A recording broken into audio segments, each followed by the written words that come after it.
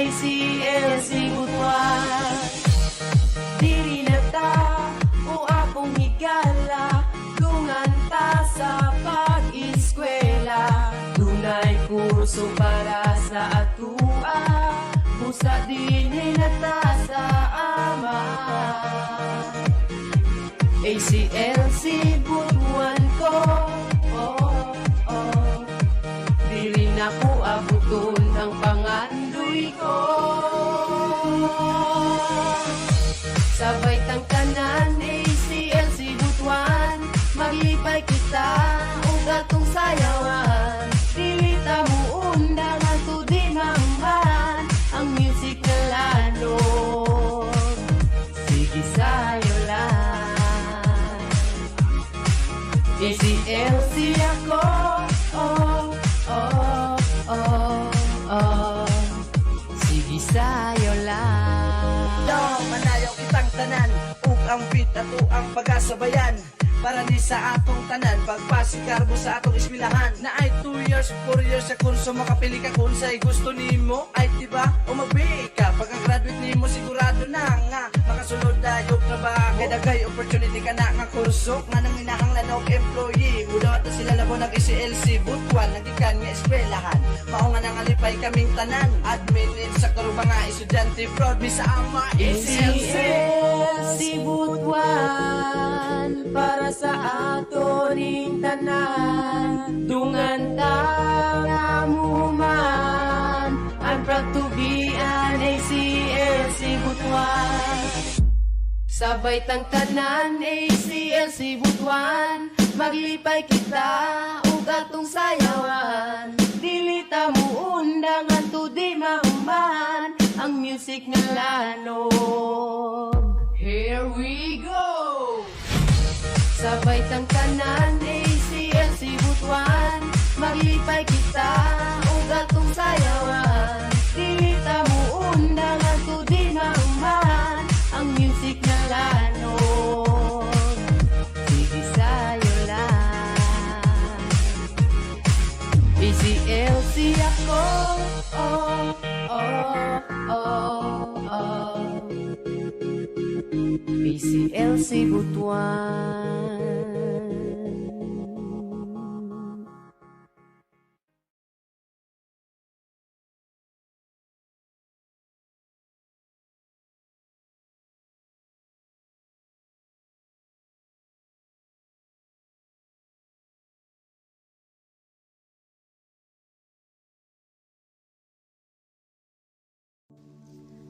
Dear God, thank you for the opportunity to meet together. Please help us to come together to make this institution reflect your kingdom. Breathe life into our ideas and decisions. Help us build a team that has love and respect at its heart. Give us the strength to continue working for your kingdom in this time of pandemic. Lord, come give us the inspiration to be the best we can be. May we be a shining example of your goodness and truth within, wherever we are. Inspire our thoughts, discussions, and ideas, and continue to remind us that all that we do here today, all that we accomplish, is for the pursuit of truth for the greater glory of you.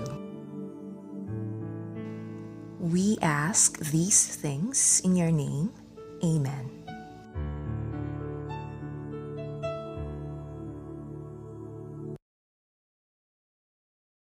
Mga kababayan, ang pambansang awit ng Pilipinas.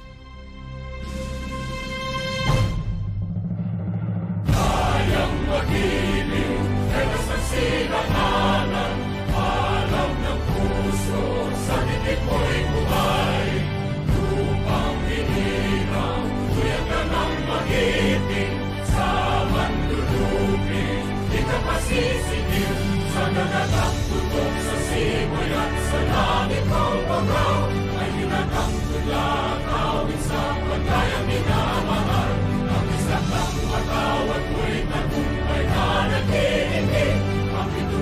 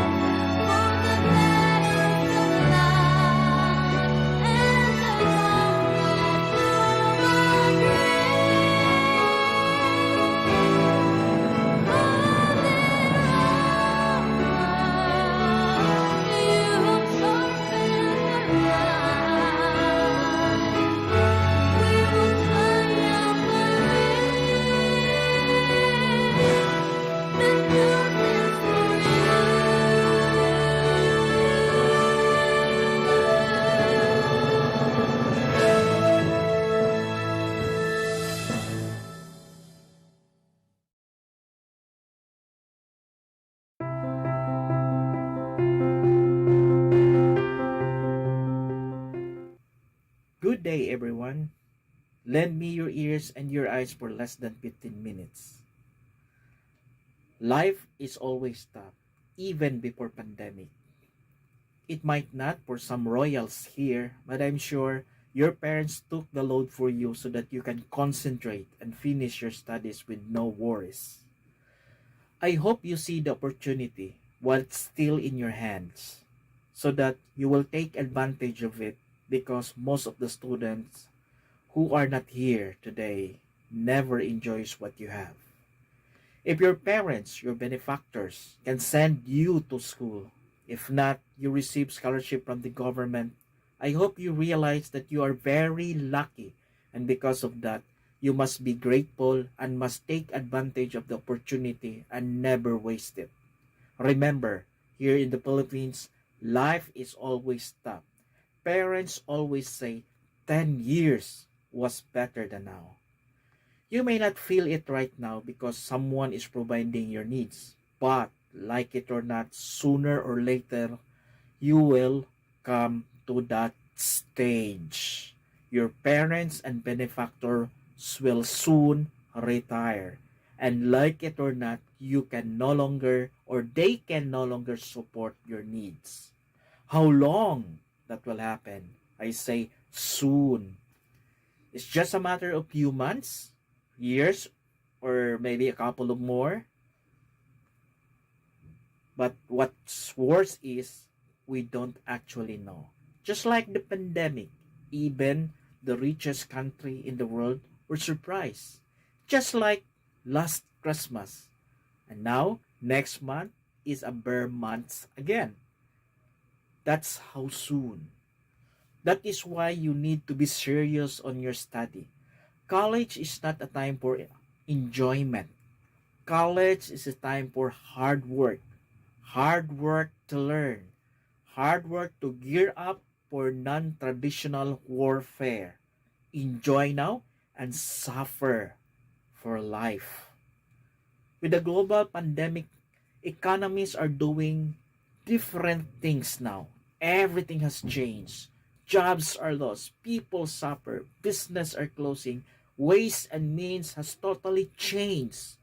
Everything has changed. We are entering into what they call new normal. New normal of everything, and that means everything. In your case now, from spoon feeding, now online and self-paced learning. We are fast forwarded to the fifth industry revolution. In the last industry revolution, what they call the fourth industry revolution, a lot of jobs are lost because of automation of production processes and IT system. Your parents were fond of Video City, movie rentals. Maybe you used to queue at CDR King to buy your gadgets. I don't know if you know Kodak and among other companies. What happened to them? They simply close. Local shops are closing down because of online shops. Malls slow down and losing because of online shops. In United States, malls started to close even before pandemic. You're techy and you know how to search it on your own. And jobs again are lost. It's not yet happening in the Philippines anyway because you love to visit mall but you don't purchase. But malls started to feel the impact of online shops. Today, as long as you have money, practically everything is available anytime, anywhere. That's competition nowadays. If you cannot do that, jobs will be lost, then you will die. You still don't see it? Let's go to local. Now, it's easy to get a motorcycle, 700 pesos as down payment. In fact, we are running out of parking. That means you don't commute and transportation sector is suffering. Jeepneys are forced to modernize because they are gradually phased out. And again, jobs are lost. Yes, menial and simple jobs is still here. You still can apply for that, but slowly getting fewer as automation kicks in the Philippines and in our place. And why companies likes automation? Simply because it's cheap, efficient, and can work 24/7 with no complaints. Let me give you some changes that are becoming commonplace in the fifth industrial revolution. First, many people will regularly work remotely, and ACLC College is not exempted to this. In fact, your teacher works remotely at the respective homes. Menial administration or jobs that does not require skills will be performed by machines. You might wearing wearable smart like the one that I have. Good, because implantable technologies for health and other purposes will become widespread, leading to a healthier and longer living population. And this means good, because also this means delay of job succession. And the longer you wait in the list, the less job hiring and the more job seeker, and again, tough competition. 3D printing will be more and more prevalent. Anyone can fabricate, just like anyone can take picture, selfie, without hiring a portrait photographer. Chatbot will become a routine part of the customer service. Complain about your purchase in Lazada? Chatbot. You can even set up your own FB Messenger chatbot if you want. And the questions that have still to be fully answered includes: how will white-collar jobs change? Will they disappear completely? How will workers, job seekers like you, have to configure your rule as routine work become fully automated? How will we as society responds to this in terms of values, institution, and a sense of identity? Which countries will be most affected? PH maybe? Lazada, Telcom like Globe, Smart, and the banking sector in the Philippines already cuts down to half its humans customer support and adapted to AI. What will happen in countries with no or low internet connection? And what will happen to the cost of goods and services? And the most important question: how will all of us unlearn the old habits and gear up for this new millennium? Again, college is not a time for enjoyment. College is a time for hard work. College is a preparation for your future. Look at the people who wasted opportunity. They are your example. Be afraid if you want to live a good life in the future. Start building it now. Whatever opportunities that you have right now, exploit it while you can still have it, and while still you have an options.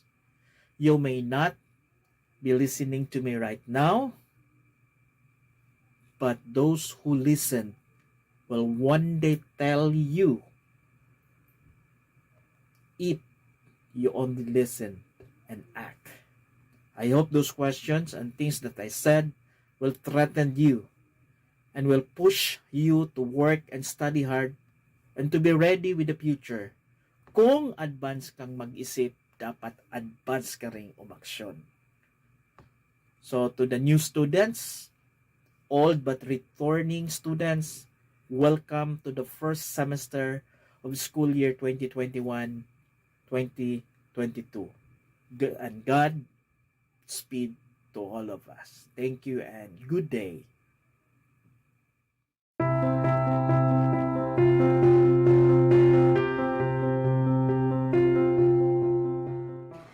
Good day, everyone. I am Catherine Largo, your OIC Dean of Office of the Student Affairs and Services. And for today's orientation, these are the topics that we will be discussing: organizational chart, mission, vision, do's and don'ts, basic campus practice, campus mandatory policy, student disciplinary policy, student grievance and complaint, sanctions, school services, student organizations, and student recognition. We have Ma'am Crystalline L. Apat, a registered nurse, our school nurse. We also have Mr. Tifilo Loayon Jr., LPT, our alumni coordinator, and Ms. Ernie Grace Mantillas, our student assistant. The mission of the Office of Student Affairs and Services is to ensure and provide quality services and activities that will develop not only the academic aspect of the students, but also nurture them to become a morally upright individuals possessing a globally competitive spirit equipped with Generation Z skills. The vision of the Office of the Student Affairs Services envisions graduates that is committed to their works, abiding the proper conducts and work ethics for the improvement of their community and the society. The do's and don'ts of ACLC are guides, rules, and standards to be followed by every student. By consciously observing and obeying these rules, it makes our students in campus orderly. The do's are the following: attend classes and other school activities, prioritize academics, be courteous at all times, report immediately an untoward incident, pay your financial accountabilities on time, respect and apply the provisions of the student manual, be proud as an ACLC student. The don'ts are the following: don't sleep while in class, don't cheat on or forge school documents, don't vandalize school properties, don't bastardize school uniform, don't join unrecognized organizations, fraternities, and sororities. The basic campus practices. All ACLC college students are expected to conduct and present themselves in a decent manner, abiding by the generally accepted norms of good behavior at all times, and observe courtesy and decorum in dealing with the fellow students, personnel, faculty members, and administrators. ACLC students shall be responsible in knowing, understanding, and complying with the contents of the memoranda, circulars, announcements, letters, notices, directives, and the like affecting them, as may be regularly posted and or disseminated by the school authorities. Campus mandatory policy. Liquor policy, inflicting of physical injuries, bullying, academic dishonesty, fraud or deception of school documents, simple or gross acts of disrespect, noisy during class, displayed boisterous rowdy behavior, doing other stuff not related to the subject or course. The next will be the student disciplinary policy. The following acts or omissions are deemed improper student conduct for which a student may be subject accordingly to disciplinary action. First, failing to properly wear valid ID card while inside the school, failing to report the lost ID card to the college dean or education coordinator within 24 hours and have a replacement of the same within 48 hours, failing to surrender lost and found ID card within 48 hours while still in possession of a replacement ID card, failing to present ID card when requested by school authorities, faculty, personnel, or guard on duty. First violation, warning to reprimand. Second violation, summon to OSS. Third violation, suspension. Second, littering disposable. Second, littering disposable materials such as, but not limited to, bottles, cans, pieces, plastics, and the like in the classroom, library, and other places in the school. First violation, warning or reprimand. Second violation, community services. Third violation, summon to OSAS. The third, posting, distributing, or disseminating notices, posters, leaflets, broadsheets, opinionaires, questionnaires, streamers, pop sheets, surveys, or similar materials without the approval of the college dean or education coordinator. First violation will be a warning. Second violation, summon to OSAS. Fourth, defaming any student, teacher, personnel, or college authority or his agents, giving oral or sending, disseminating, or posting any written or electronically transmitted message or graphics, or demonstrating offensive gesture. First violation, warning, reprimand to suspension. Second violation, suspension to non-readmission. Third violation, dismissal or non-readmission.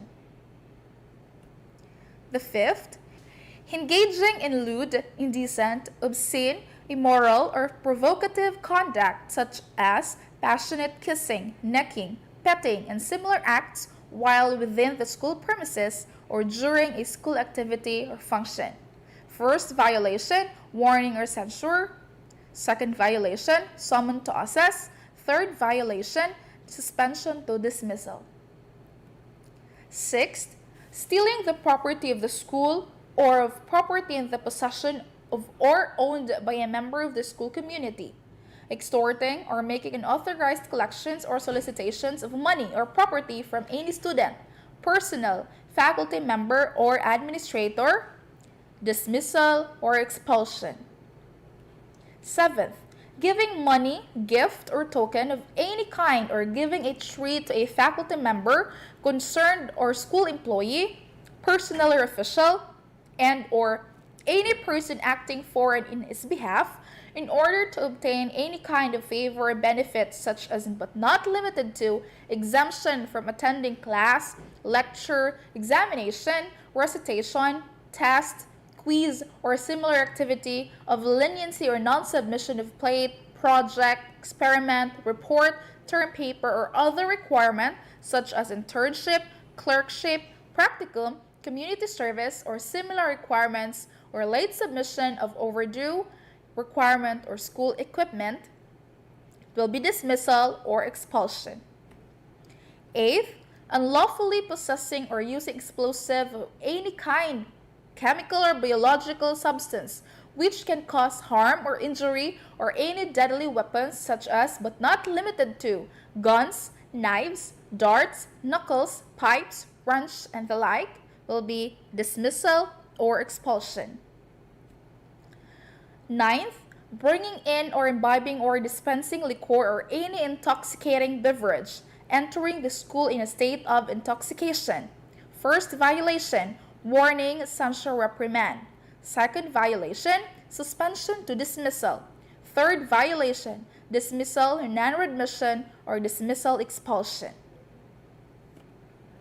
10th, illegally using, possessing, or distributing narcotics or dangerous drugs or their derivatives, or is under the influence of narcotics, hallucinogens, dangerous drugs, or controlled substances, except as permitted by law, will be dismissal and expulsion.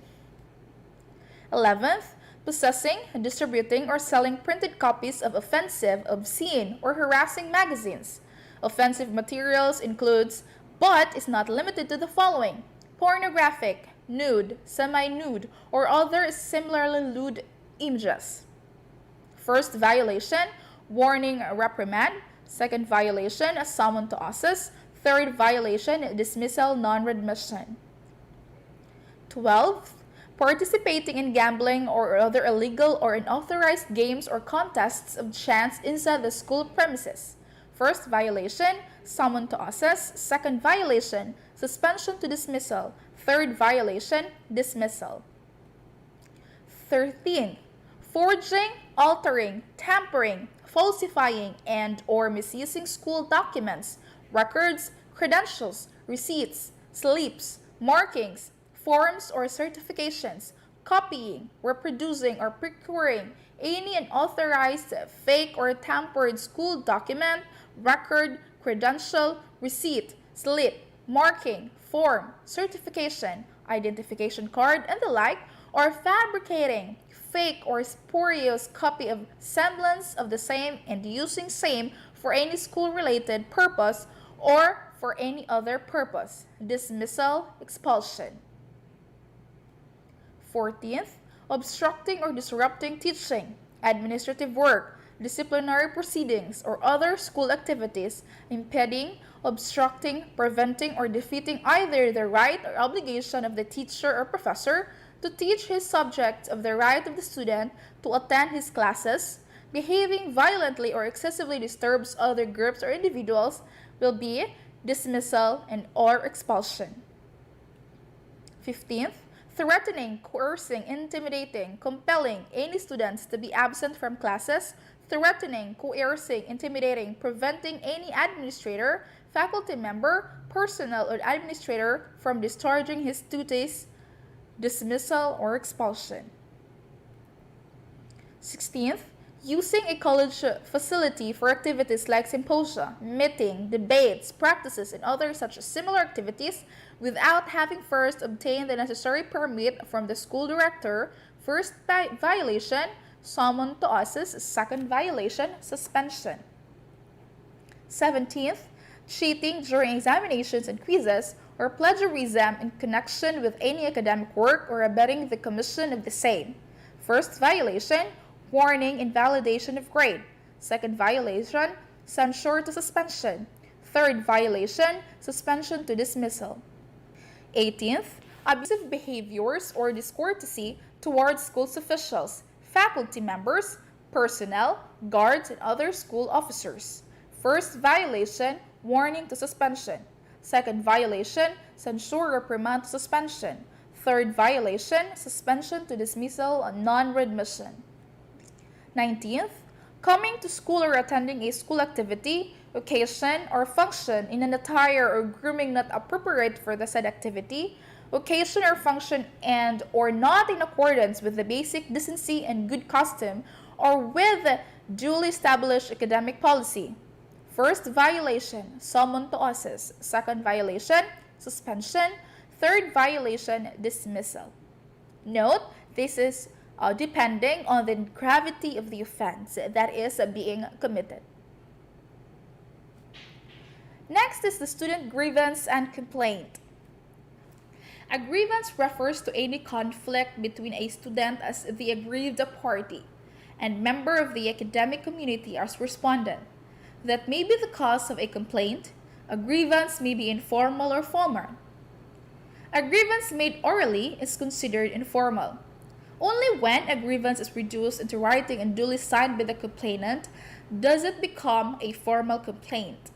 An informal grievance should be settled informally, while a formal grievance should be settled formally following a set of procedure. A grievance may be academic or behavioral.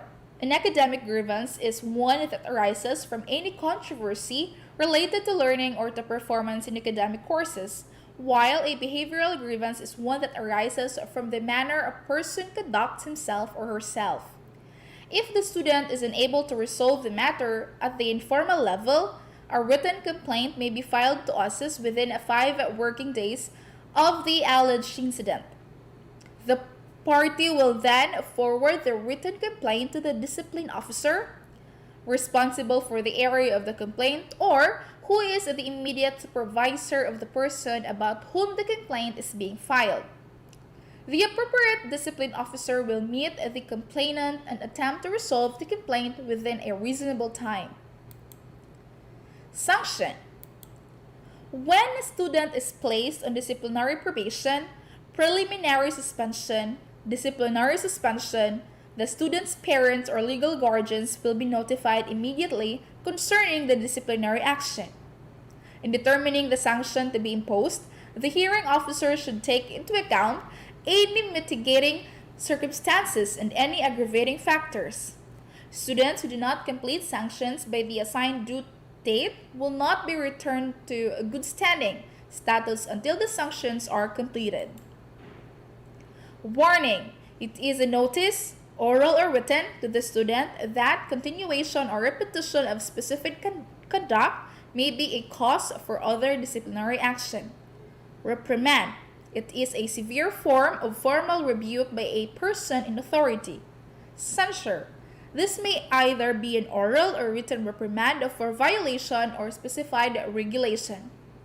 Restitution: repayment of the direct cost for damages or services resulting from a violation. Summon: school government will take action first to endorse to assess for proper discipline. Suspension: a school is allowed to deny or deprive an erring student of attendance in classes during the school year or term for a maximum period not exceeding 20% of the prescribed school days. Suspension of more than 20% of the prescribed school days that will involve the loss of the entire year of term shall not be imposed unless approved by the president. There are two kinds of suspensions: punitive suspensions and preventive suspension. Punitive suspension refers to the school's prevention of a student from attending class and thus from taking any examinations, quizzes, and graded recitations given during the specific period. Preventive suspension is not a penalty, but a deterrent to the disruption of normal school's operations or the threat to lives and property that may be caused by the continued presence of a student offender on campus. Exclusion or dismissal. This is a penalty in which the school is allowed to exclude or drop the name of the student from the school enrollment list for being undesirable or dismiss the student during the term and not allow him or her to finish the term. Upon exclusion, the school should immediately issue the transfer credentials to the erring student. The decision of the school on every case involving penalty of exclusion from the school enrollment list, together with all the pertinent papers, therefore, shall be filed in the school for a period of 1 year. Expulsion. The penalty of an expulsion is an extreme penalty of an erring student consisting of his exclusion from admission to any public or private in the Philippines and requires the prior approval of the Commission in Higher Education or CHED. The decision of the school in every case involving the penalty of expulsion, together with the supporting papers, shall be forwarded to a CHED regional office concerned within 10 days from the termination of the investigation of each case. Based on the foregoing, a student may be dropped from the roll during school year or term. We need to follow a due process.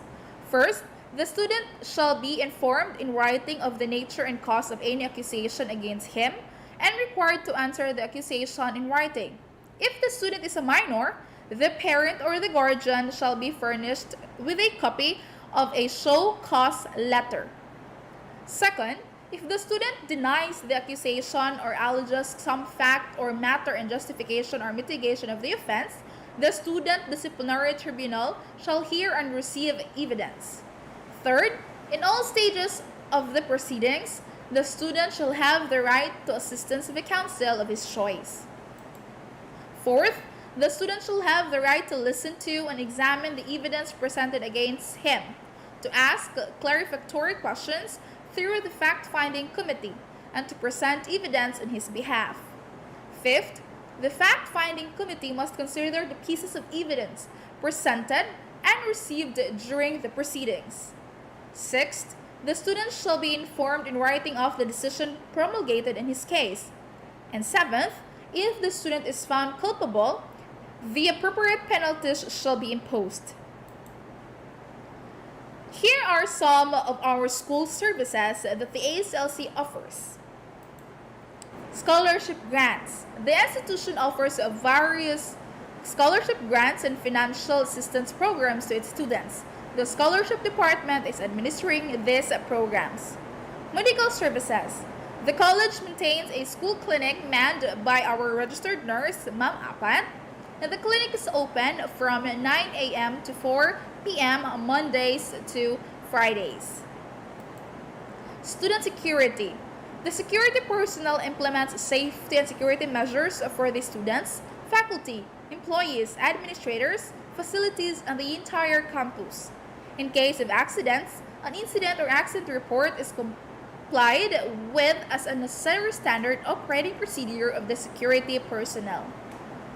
Lost and found items. Items lost and found in the main campus are usually returned to the OSAS or SSG office for proper turnover. Items are kept for 30 days or 1 month. We also have our student organizations. Student Government Sidlak Performing Guild.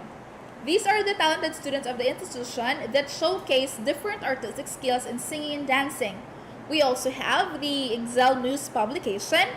The college recognizes the right of students to freely express their ideas, beliefs, and opinions through creative writing. This team publication is envisioned to help, guide, and train students to use their writing skills in a responsible, accurate, and factual reporting. We also have the ACLC Varsity, athletic and sports-minded students that represents the institutional games and competitions on all sports activity to promote the integral development of students using sports and physical activities. These students are formed, trained, and organized to officially represent ACLC sports competitions inside and outside the campus. We also have the Student Recognition Institutional Award.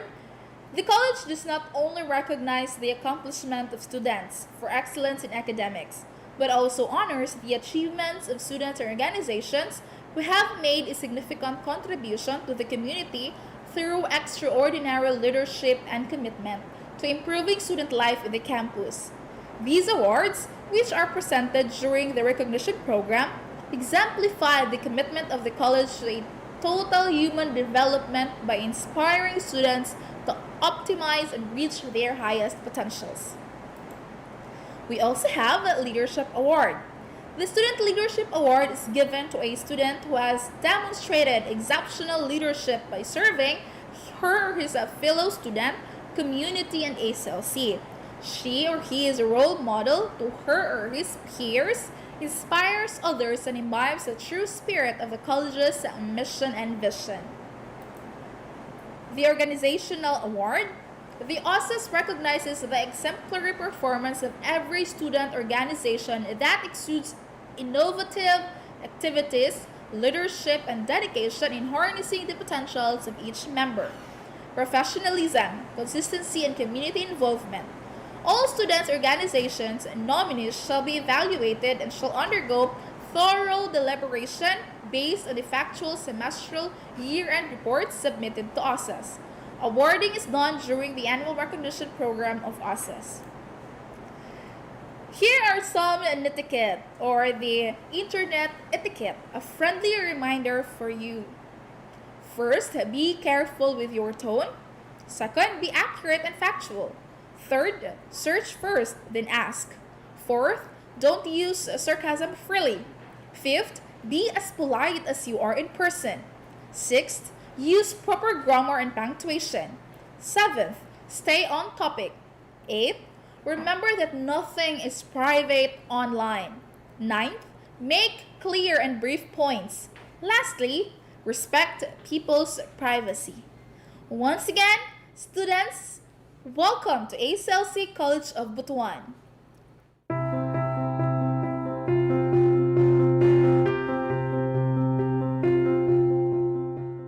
Hello, welcome to the CED Info Materials number 1. For this video presentation, we are going to cover the CED program information. Specifically, these are the things that we are going to tackle on: the rationale, the news and updates, the ACLC CED directions, as well as the embedded trainings, assessments, certifications, and various conferences. And part of this video presentation as well is that we're going to discuss about capstone and thesis, what are the available OGT models, and the things to expect during summer classes.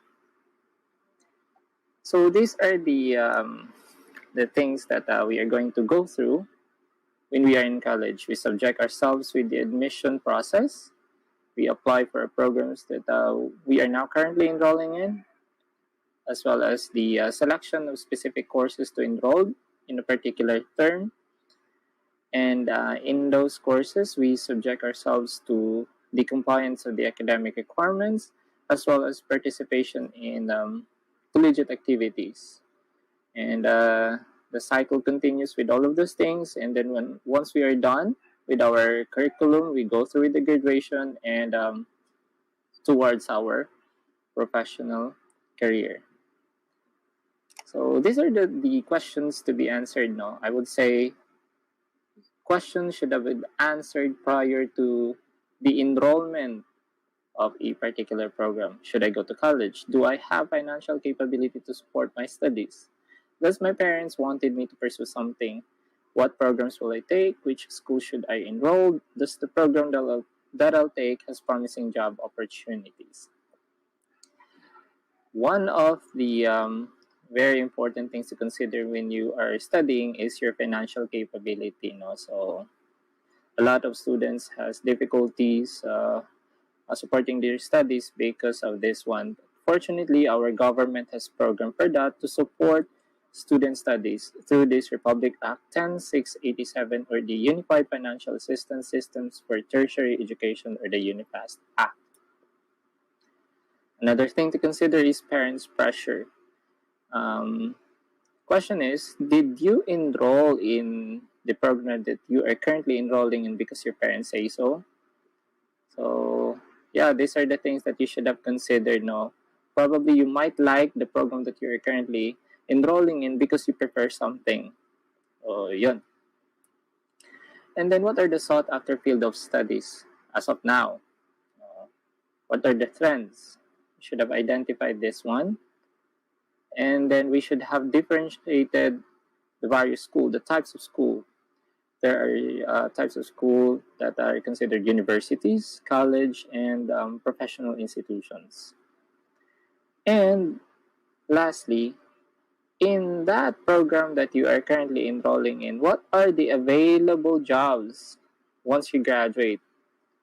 And yeah, as you can see in this diagram, no, you're fortunately the field of ICT has promising jobs. In fact, you can be a software developer, you can be a customer service specialist, you can be an IT support specialist, and an IT consultant. These are just some of the things that you can be with once you are successful in your studies. So let's get to know what is really a computer education department student. No.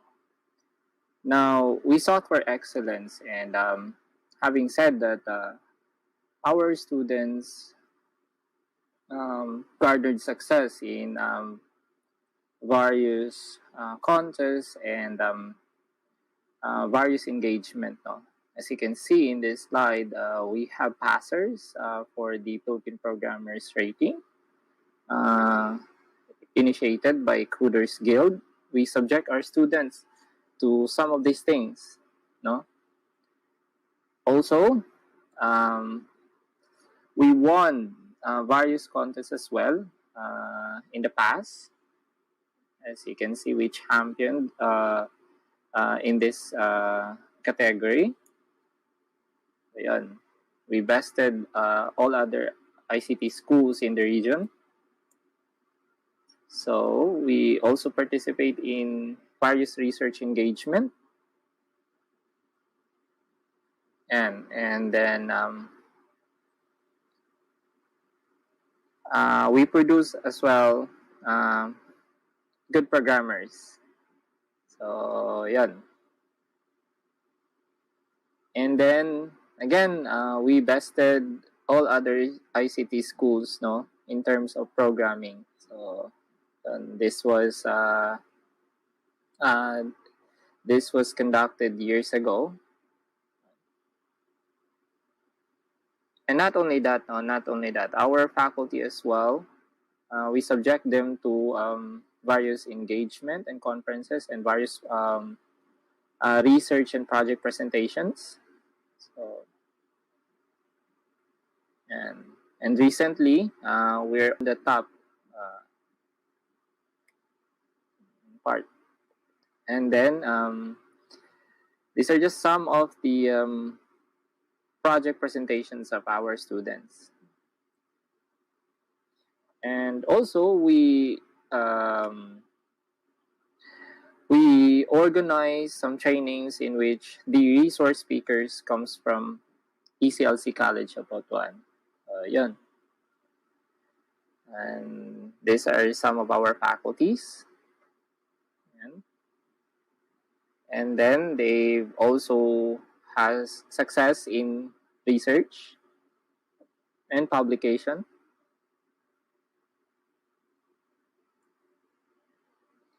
And not only that, no, the school also has club organizations. Unfortunately, last year we weren't able to activate all of this organization for some reason, but we are hoping that we can activate them in the coming school year. So, student has a lot of fun doing activities with all of these club organizations. So I do hope that our students will participate in whatever activities set by these club organizations. Welcome to the CED Info Materials number 2. For this video presentation, we'll be tackling about the academic course delivery. Specifically, these are the things that we are going to cover: the academic learning framework, the head office model LMS, the local branch Google Classroom LMS, the CED TVET organizational structure, the roles and functions, as well as engagement and coordination between colleagues and students as well. So the academic delivery framework, please do understand that there are two elements that you will be working on if you are under the computer education department. And in this two, there is a unifying framework for that. And that is the implementation of the ACLC Butuan Adaptable Learning Framework, or the EBELF, as the core flexible learning modality for school year 2021-2022. Again, there will be two teaching learning frameworks under a core flexible learning modality. And these are the following. We have the head office MIS asynchronous full online modality, or the MIS model LMS, and the local branch synchronous online plus limited face-to-face course academic delivery, or the ACLC Butuan GWE. The head office MIS asynchronous full online modality is focused more on the content knowledge delivery. It's a self-paced student learning approach, and it's a continuous delivery as well, and is being facilitated by the head office personnel. For the local branch synchronous online plus limited face-to-face course academic delivery, it is more focused on the delivery of experiential learning, and it is a guided student learning approach. And of course, the delivery of the face-to-face interaction depends on the situation. And this modality is facilitated by the resident faculties, meaning it is delivered by the faculties working under the ACLC local branch. So this is how it looks like now, the academic learning framework under a single core, which is the so-called the ACLC Butuan Adaptable Learning Framework. So there are two modalities that works together for that core learning modality: the head office and then the local branch learning modality. That will be utilized for the implementation of flexible learning from the school year 2021 to 2022. It is anchored in the context of adaptability, considering the situations and settings of institutional mandate adherence. There will be two teaching learning frameworks that synergize academic curricular requirements and activities.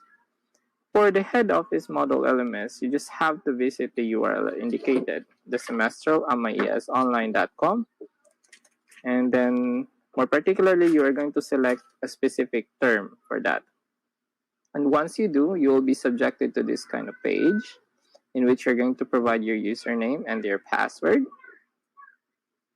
And then once you supply the correct information, you will be directed to its dashboard in which you can view the courses that you are enrolled in. And in accessing those courses, you can view the materials on it, as well as how are you going to engage with the materials. Please mind that there is a separate detailed orientation for the MIS Head Office Model Learning Management System. So for questions, you may visit this URL. So for the local branch, we are using Google Classroom Learning Management System. So a URL is indicated for you to access the learning management system. And once you do, you'll be directed to something like this. Now, so as you can see, you can view the courses that you've been invited in, and then you just have to click on join, and there you have it. You can access the courses. So, yeah. So inside those courses, you will view the materials uploaded by your instructors, in which you're going to engage yourself with the learning content, as well as submit with the set requirements and submissions. So, yeah. Another thing is that you will be somehow invited by the teacher to join a particular class, and you just have to check your email for that, and then just have to click on join, open that email, and then join that particular class. You may opt to decline if you are not actually enrolled in that class that you are invited in. Again, there is a course credit for engagement in Google Classroom classes, subject to the recommendation of the course local online learning coordinator or the local OLC. Students are encouraged to submit requirements set in the Google classes, which focuses primarily on learning interventions and experiential learning. So this is highlighted because apart from the model LMS that you will be working on, there is also a materials that you are going to access and submit yourselves in the CED Google Classrooms. As for the CED organizational structure, of course, there is the Dean, the CED Dean, yours truly. And then under the CED Dean, there are 2 program heads. Each of those coordinate a particular program. Of course, for the CS program head, she is responsible for the monitoring and coordination of the BSCS program. The same goes true for the IT program head. In each of those program heads, there are corresponding faculty members. Now, the CED Dean handles academic management for all programs, while the program heads coordinate academic activities of the program. The faculty naman facilitate course delivery and learning intervention. If a CED personnel is given course load, she will act as the course local online learning coordinator. We would like to highlight that the term there is local learning coordinator or local OLC, because the model LMS also has an OLC on that, and that is the head office OLC, no? So the course local OLC, or the course local online learning coordinator, coordinates course monitoring of student academic activities and engagements, as well as the delivery of learning interventions. So how we do engagement and coordination, no, among colleagues and with students.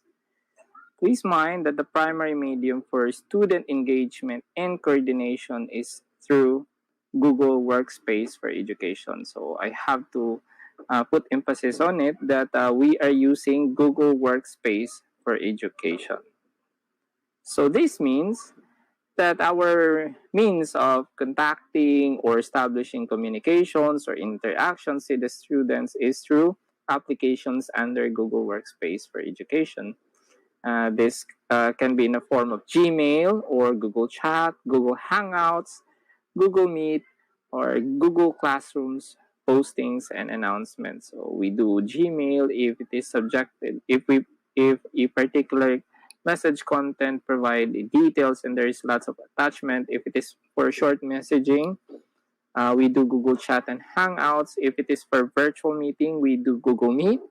And if there is some sort of announcement, particularly on the course under the Google Classroom, we do Google Classroom postings and announcements. So this means that students must use their assigned institutional email. Each student has their own assigned institutional email. So you are under the domain of @aclcbutuan.edu.ph. An example of that is michelle.ilapi@eclcbutuan.edu.ph. For CED contacts, if you are going to contact the CED Dean, you may contact the Dean through the email indicated, jonelbuhukan@eclcbutuan.edu.ph. For the program head, for the IT program head, you may contact michelle.ilapi@eclcbutuan.edu.ph. Or if you want to coordinate with the BSCS program head, you may do so through christopher.abalorio@eclcbutuan.edu.ph. All other emails to the faculties are also indicated in here. Thank you.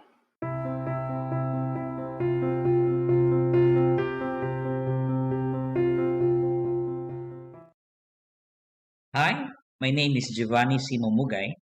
I am the head of the Tibet department. I will now discuss to you guys our department. So, I will be discussing the following. First, the Tibet faculty and staff. Second, I will discuss the different Tibet diploma programs that we are offering.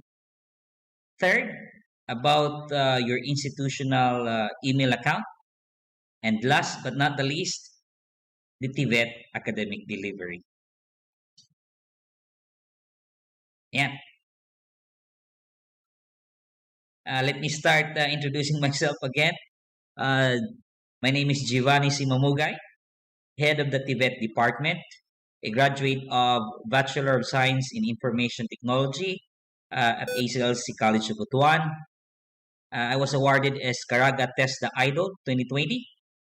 I am also a TESDA certified assessor and trainer of the following qualifications: Visual Graphic Design INSI 3, Animation INSI 2, 2D Animation INSI 3. All right. Next is Mr. Mario B. Kaday, Instructor 2 / Tibet Associate / Online Learning Coordinator, or OALC, no?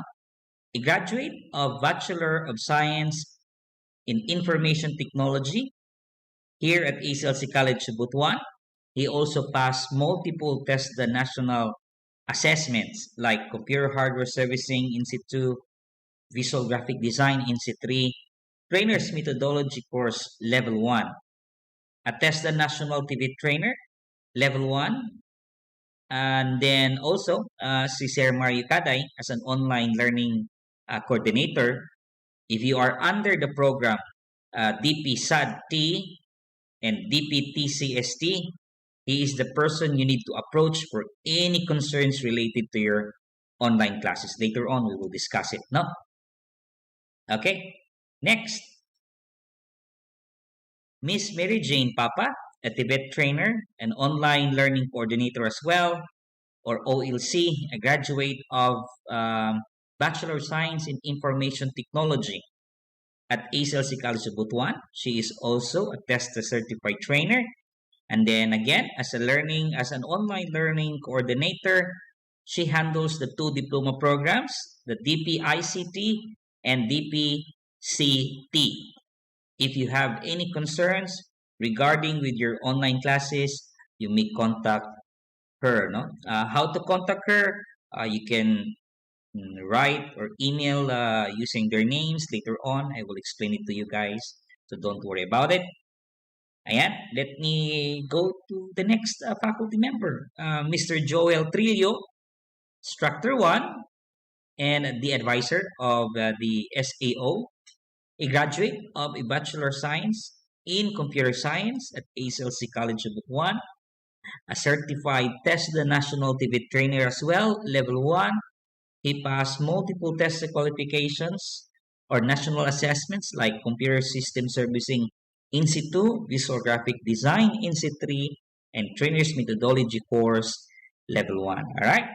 Next, Miss Jamaica Nikki Villamor, Instructor 1 / OGT SIT Advisor, a graduate of Bachelor of Science in Computer Science at ACLC College of Butuan. Again, she received multiple special awards like the Academic Excellence Award, Best Research Award, and Service Award. No?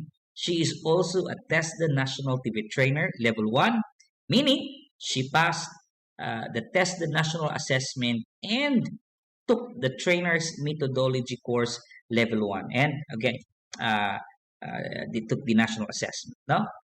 Now, ayan.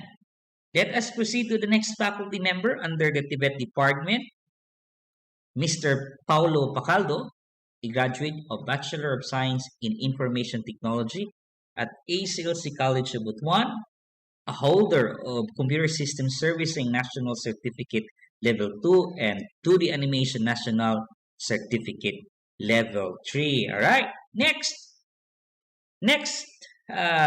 is Mr. Joshua Kaalem, a graduate of Bachelor of Science in Information Technology at ACLC College of Butuan, certificate holder of Computer System Servicing National Certificate Level 2. All right. And then we have two new faculty members this year. These are Mr. Asaya E. Napuni, a graduate of Bachelor of Science in Information Technology at Father Saturnino Orius University. He is also the TESDA National. He also passed the TESDA National Assessment in Computer System Servicing NC2, Visual Graphic Design NC3, and Trainer's Methodology course Level 1. A certified TESDA National TV Trainer in CSS NC2 qualification. And lastly, there you go. For our Tibet faculty members, Mr. Francis Louis C. Riblesa, a graduate of BSIT at ACLC College of Butuan. He also passed the Computer System Servicing NC2 National Tibet Assessment. Ayan, there you go, guys. Those are our Tibet faculty members. They will be handling all different courses, inyong mga mahimong instructor this coming August under the Tibet Department. Proceed to our next topic, Ayan. Now, for our staff, we have Mr. Mark Brian Unico, a student assistant, and is currently a third-year student studying a Bachelor of Science in Information Technology or DPSADT, leading to Bachelor of Science in Information Technology. And lastly, the 3-year diploma program in Telecommunication and Computer Servicing Technology or DPT CST, leading to Bachelor of Science in Computer Science. So let me make this thing clear. When you say leading to bachelor degrees, meaning all the courses you have taken, guys, during your diploma years, that will be credited when you go and proceed to our 4-year degree courses here in ACLC Butuan. Okay? So it's a big opportunity for you guys nga naa mo ani nga programa tungod kay you will have later on the diploma certificates, the national certification if you pass the assessment exam, the TESDA, and then you can go and proceed for 1 year para naa kay 4-year degree diploma, no? Or mo graduate kag 4-year degree courses. Okay? Sige. Now, next slide. Now, and lastly, since this is under the TESDA scholarship program, okay, for a while, no? Since this is under the TESDA scholarship program, I would like to remind all the TESDA scholars about the affidavit of undertaking you submitted to us before you join this program. Do you remember? No? Katugaling panotaryohan. To be specific, number 8 and number 9, I want to remind you with this. No? So number 8 states, no drop, failed, or incomplete remarks per subject every semester. Failure to comply means diploma course scholarship will be forfeited. No? And number 9, it states there, I must finish the 3-year diploma course. Failure to complete the 3-year diploma course, I am subject and liable for any accountabilities. No? Yan. Okay? So, you have very big obligations, guys, when you took this opportunity, no? Na mo eskwela through the scholarship program of TESDA, no? Because of a big responsibility di ani nga program dili basta-basta, no? That's why gina-remind mo permanente to do your utmost effort to when you join this course, make sure you continue until to the end, or else there will be consequences nga mahitabo when you do that tungod kay you already given, or the government gave you all those benefits for you to be successful, no, sa pag-eskwela, and then sadly hopefully di mahitabo na agyoy mga bata nga mangundang because of some issues ba, no? All right, now remember, you are a scholar, so you need to follow the rules, the policies nga ginaisulti sa mga sa eskwelahan, no?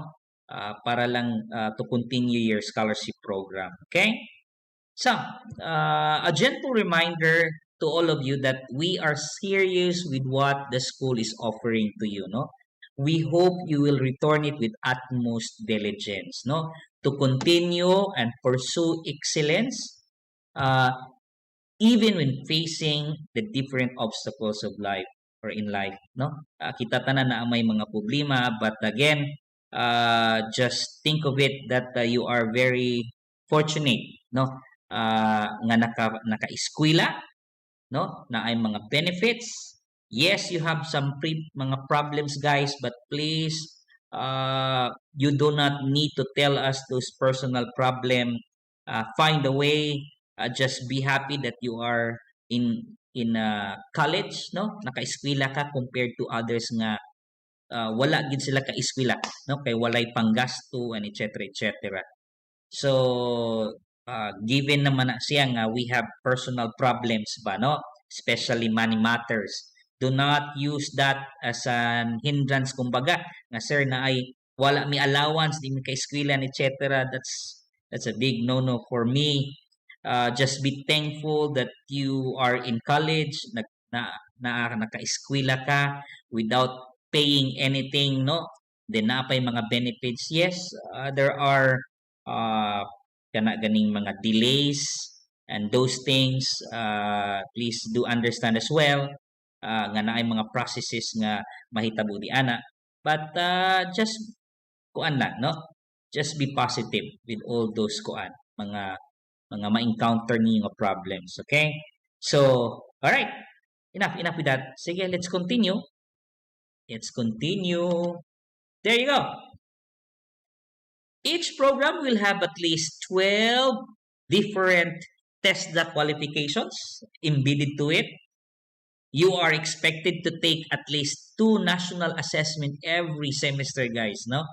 And also, you will also have 3 on-the-job training or SIT training or course every summer. So your OGT SIT coordinator will be the one to explain it to you further, no? Si Ma'am Jamaica, Ma'am William Moore, siya na mag-explain diyan further pag yun during your SIT course. Okay? All right. Next. All right. I'm not gonna read it na lang, no?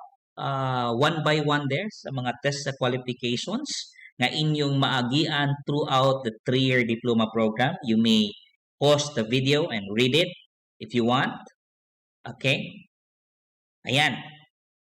Now let us continue. What is this institutional email account? To answer it directly, it is your G Suite account. It's like your personal account, but it is provided by the school, no? So let me just show you an example of an institutional email account, right? Let me, oops. Yeah, there you go. Okay. So, as much as possible, guys, later on, pag-demonstrate na to say in asa mo dapat mag-interact, no, for our online classes. As much as possible, I would like to advise you to use an internet browser nga Google Chrome, no, or Google Chrome nga internet browser para nga mas easier and all the features of the tools that we are going to use, guys, during our online delivery, it will be available, no, kaya there are issues to some of the browsers, no. So same na po na sa mobile phone. Okay, if you have a mobile phone, try to use always use the Google Chrome browser. Okay, sige. So I'm using an internet a Google Chrome browser. Let me just close it, no, all of it. Ayan. So I have a Google Chrome browser here. Ako tanang i-click. Ayan. As you can see, I can add a new account where I can load all the different datas of those email accounts, no? So na ako'y Giovanni Mamugay and a different account here. So probably a little different from you, but most of the time halos pare-pareho lang, no? So when you first start a Google Chrome, probably mga siya email account for you to log in. So inan ang mahitabo, no? But anyway, on my case here, naka-log in naman daan. But my point here, guys, is this is an example of an institutional email account na inyong gamito, no, during our online classes. Okay? Nanam ko sa kilid sa kung kuan. Alright. Anyway, as you can see here, here's my full name, and then ang imong email address will be like this, no? First name, kung duha gali to or more words ang inyong first name, i-separate lang nato na siya dot, no? Just like what happened here. Giovanni dot Mamugay. Ayan, there you go. So that's how our email addresses, no, sa atong organization. At aclcbutuan.edu.ph. Compared to your personal account, guys, kung naana mo yung mga Gmail account, ang inyong makita sa pinaka-last part will be at gmail.com, no? But again, we are using a feature of Google called G Suite for Education. So we have this features that we can change the last part of our email using our organization's name, no? So mo nang at aclcbutuan.edu.ph. Okay? So hopefully the marketing people or one of my staff or the OLC notified you already with your email addresses together with the default password. So, huwat-huwati lang. Maybe textan siguro mo or during your enrollment process, gitagaan na mo daan sa admission pa lang. No? If nahitabo na siya, then try logging in your account. Once you log in for the first time, Google will ask you to change the password using your personal password. No, I recommend to change it to avoid sana kanang others viewing your data, no, files and etc. So make sure to change it with your personal password. Okay. So ayun. Ganun lang, simple. I will explain the other, what do you call this, features later on our next topic, guys. Last topic na to, academic delivery. Sa tanan features sa atong online delivery, together with how you use your G Suite accounts, no? But again, when you want to interact with the schools, portal, teachers, staff sa TVET or sa school or other departments, use your institutional account. Example again, your first name and last name at aclcbutuan.edu.ph. The next topic, we will discuss it thoroughly, all the different apps, venues that you will go to interact with the schools, no, during your online class delivery. Okay, so for now I'm gonna stop the recording kay murag taas naman, and I will proceed to our last topic next video. Okay, and present. There you go. Academic delivery. All right, so how do we deliver our classes? Okay, so before we start, let us be familiarized with some basic terminologies nga itong ginagamit. Okay, where's my presentation? There you go. All right, so learning management system or LMS refers to a computer application that can be used to create, manage, and organize lessons, courses, quizzes, and other learning materials.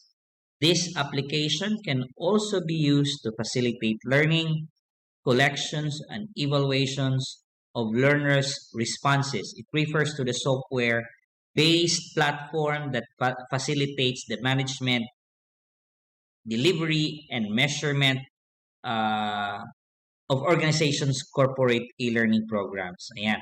So that's LMS, all right? G Suite account, a personal Gmail account given by the institution to utilize all the features found inside the LMS. What else? Google Classroom, an online class designed as an alternative to the classroom-based meeting on the campus. This Google Classroom should be created. Okay, let me fix my camera. How a bit. There you go. By admin, this Google Classroom should be created by the admin and be distributed to all the faculty with a teaching load during the semester. Competency-based training or CBT refers to a system by which the learner acquires a competency or a qualification based on demonstrated ability rather than on time spent on training. Synchronous sessions. An activity does not require all students to be online at the same time. Next. Yeah, forget. Synchronous sessions, an activity in which the faculty and all students are simultaneously logged on using the chat feature of online meeting conferencing applications. Full online learning. A learning delivery mode takes place outside the classroom using primarily or entirely the internet-connected computer or mobile device. Online learning activity, the learning activity where students are required to access lessons and assessments activities within the Google Classroom. Learning management system. So the LMS that we are using, guys, is called the G Suite for education. We mainly use the Google Classroom, but overall, we are using G Suite for education as our learning management systems. No, so in G Suite for education, or recently they called it Google Workspace. No, uh, naa dito tanan applications nga atong panggamiton, tools with regards to our online learning delivery, no? So a platform which provides improved access to and quality education at ACLC Butuan through online asynchronous delivery, no? It means to meet the need of students during this pandemic. The self-paced nature of online courses allows students a flexible schedule in studying the course materials and in complying with the course assessment and requirement. Let me just go back a little bit. All right. Since we are using a full online learning delivery, guys, uh, sometimes it's synchronous, sometimes it's asynchronous, no? Why I said that? Because asynchronous, again, an activity that does not require all students to be online at the same time. Meaning, all your learning activities, your online learning activity are provided to you guys, no, already sa inyong mga instructors. So you can comply it ahead of time. It's up to you when you are when you want to submit your activity, but please be reminded, all online learning activities have this what we call deadlines, no, or due date, kumbaga.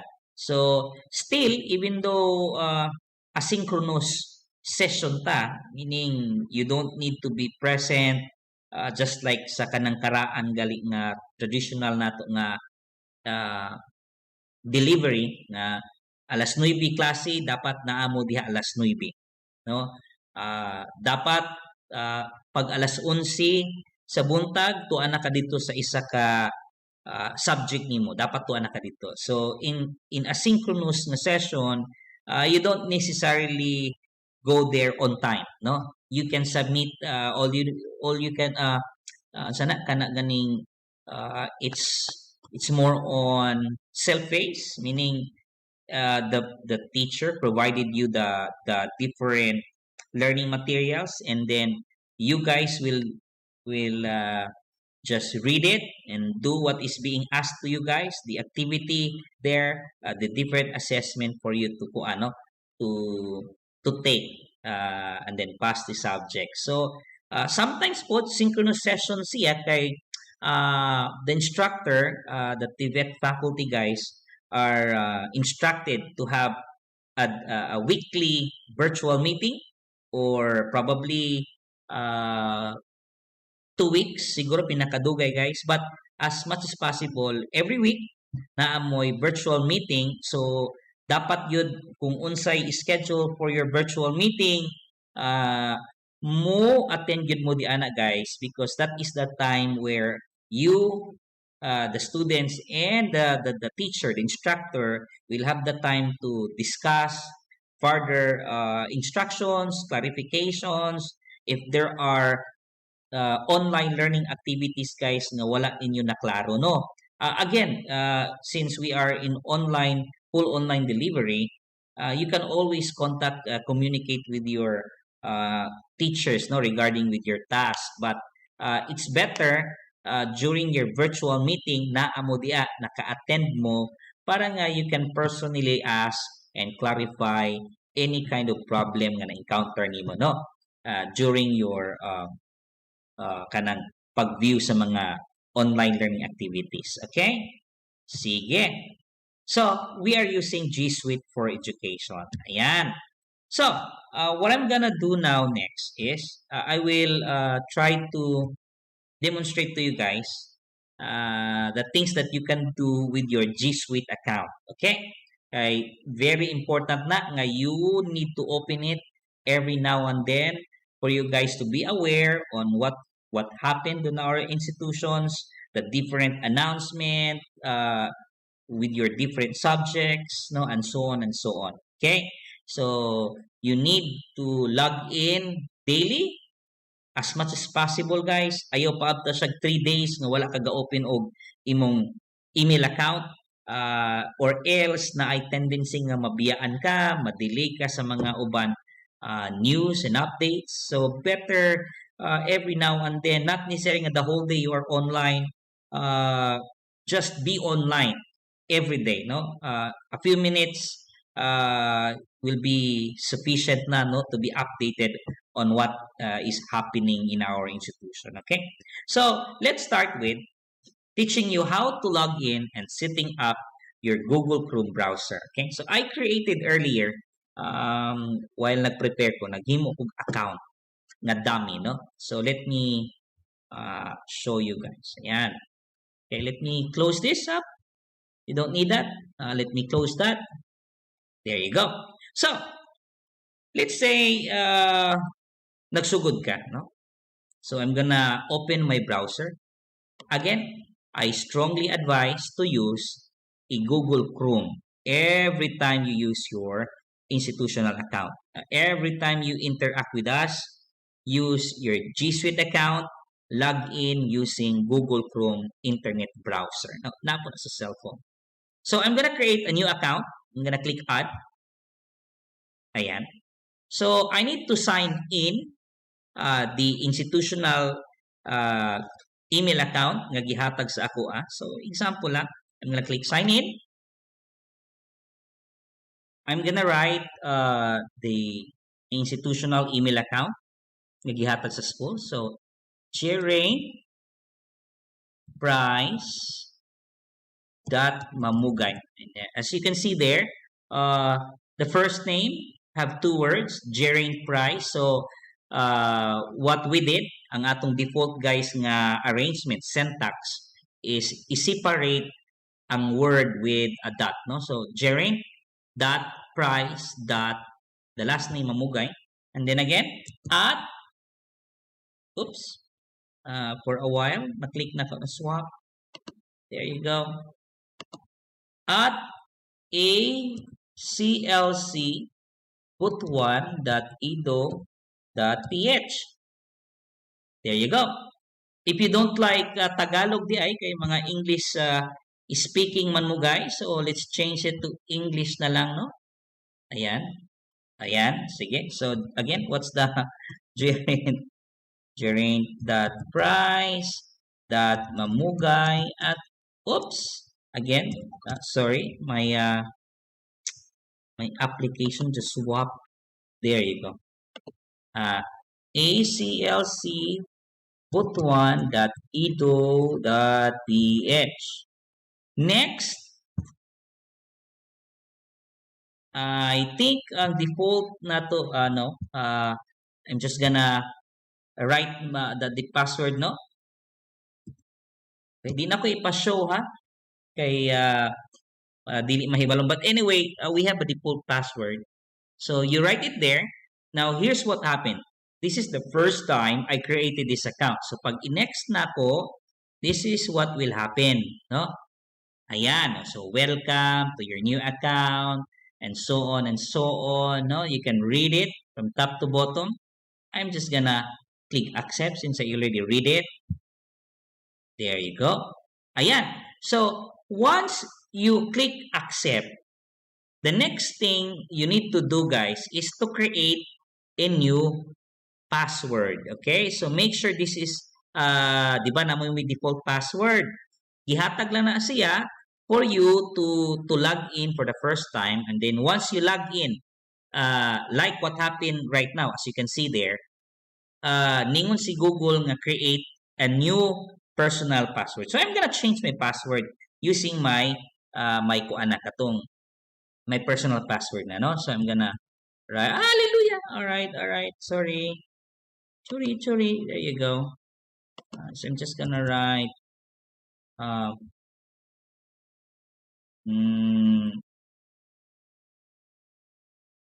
oh my god, ni-swap siya guys, kaya naman ko set up sa akong system, no? But anyway, now I'm gonna change that. I'm gonna make it simpler na lang, no? Ayan. At least 8 character daw. So 8 character. 1, 2, 3, 4, 5, 6, 7, 8. Again, type your password again. 1, 2, 3, 4, 5, 6, 7, 8. Is that 8? Alright. That's it. Click next. Oop! Use a mixed letter. Ayan. I I put my password there 3 letter 8 so na ay nakabutang niya. Please use a mix of letters, numbers and symbols daw. So I'm just gonna mix it na lang guys, no? So I'm gonna put my password there.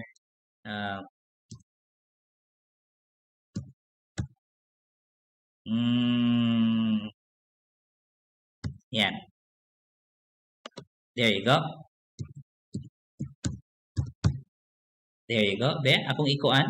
Sige lang, I will let you show my password na lang because after this I'm gonna delete it. So don't worry about it.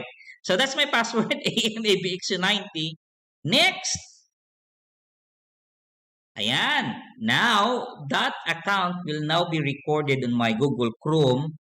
And then I can now log in or use this anytime. So you're adding a managed profile, this browser, your administrators has control over the profile. All right, I'm just gonna proceed next. There you go. Turn on sync. Probably I can just say no thanks for now. Or if you want, you can click yes, I'm in, meaning all the records and other history using this account will be synced automatically to your desktop computer or mobile phone. No? So, up! My God. Wait. There you go. So, I'm done. And here's my Google Chrome. All right. After clicking the done, again, you can select the different themes. Probably lahi sa inyo ha guys, no? So, depende sa inyo. So, I'm gonna use this one. And yeah, click done. There you go. So, now you have now this account. This is how you log in, no? And set up your Google browser with your institutional account, no? Very simple lang kayo guys. Okay? So, I will proceed to our next step. How to navigate the different Google apps inside your institutional account, no? So once you log in with your institutional account, if you want to navigate the different Google apps inside your institutional account, no? All you need to do guys is click this button here and then voila, here you can access all the different apps nga gi-offer sa atong G Suite account. There you go. There you go. So you can explore it. Don't worry. You can explore it anytime. But what I'm gonna focus on is some few Google apps lang, no? Para di kayo tataas, and then I will let you view in some other links for you guys to study. But for the meantime, example, I want to go to my Gmail. There you go. To check my emails. There you go. So, i-click na nimo. Wait. Murag hinay akong internet sa pagkakaroon. But definitely, it will proceed to my Gmail account. There you go. So, getting started. Since this is the first time I'm using it, ayan, kung asa dapit ning chat, and groups and etc. Ayun, there you go. Ayan.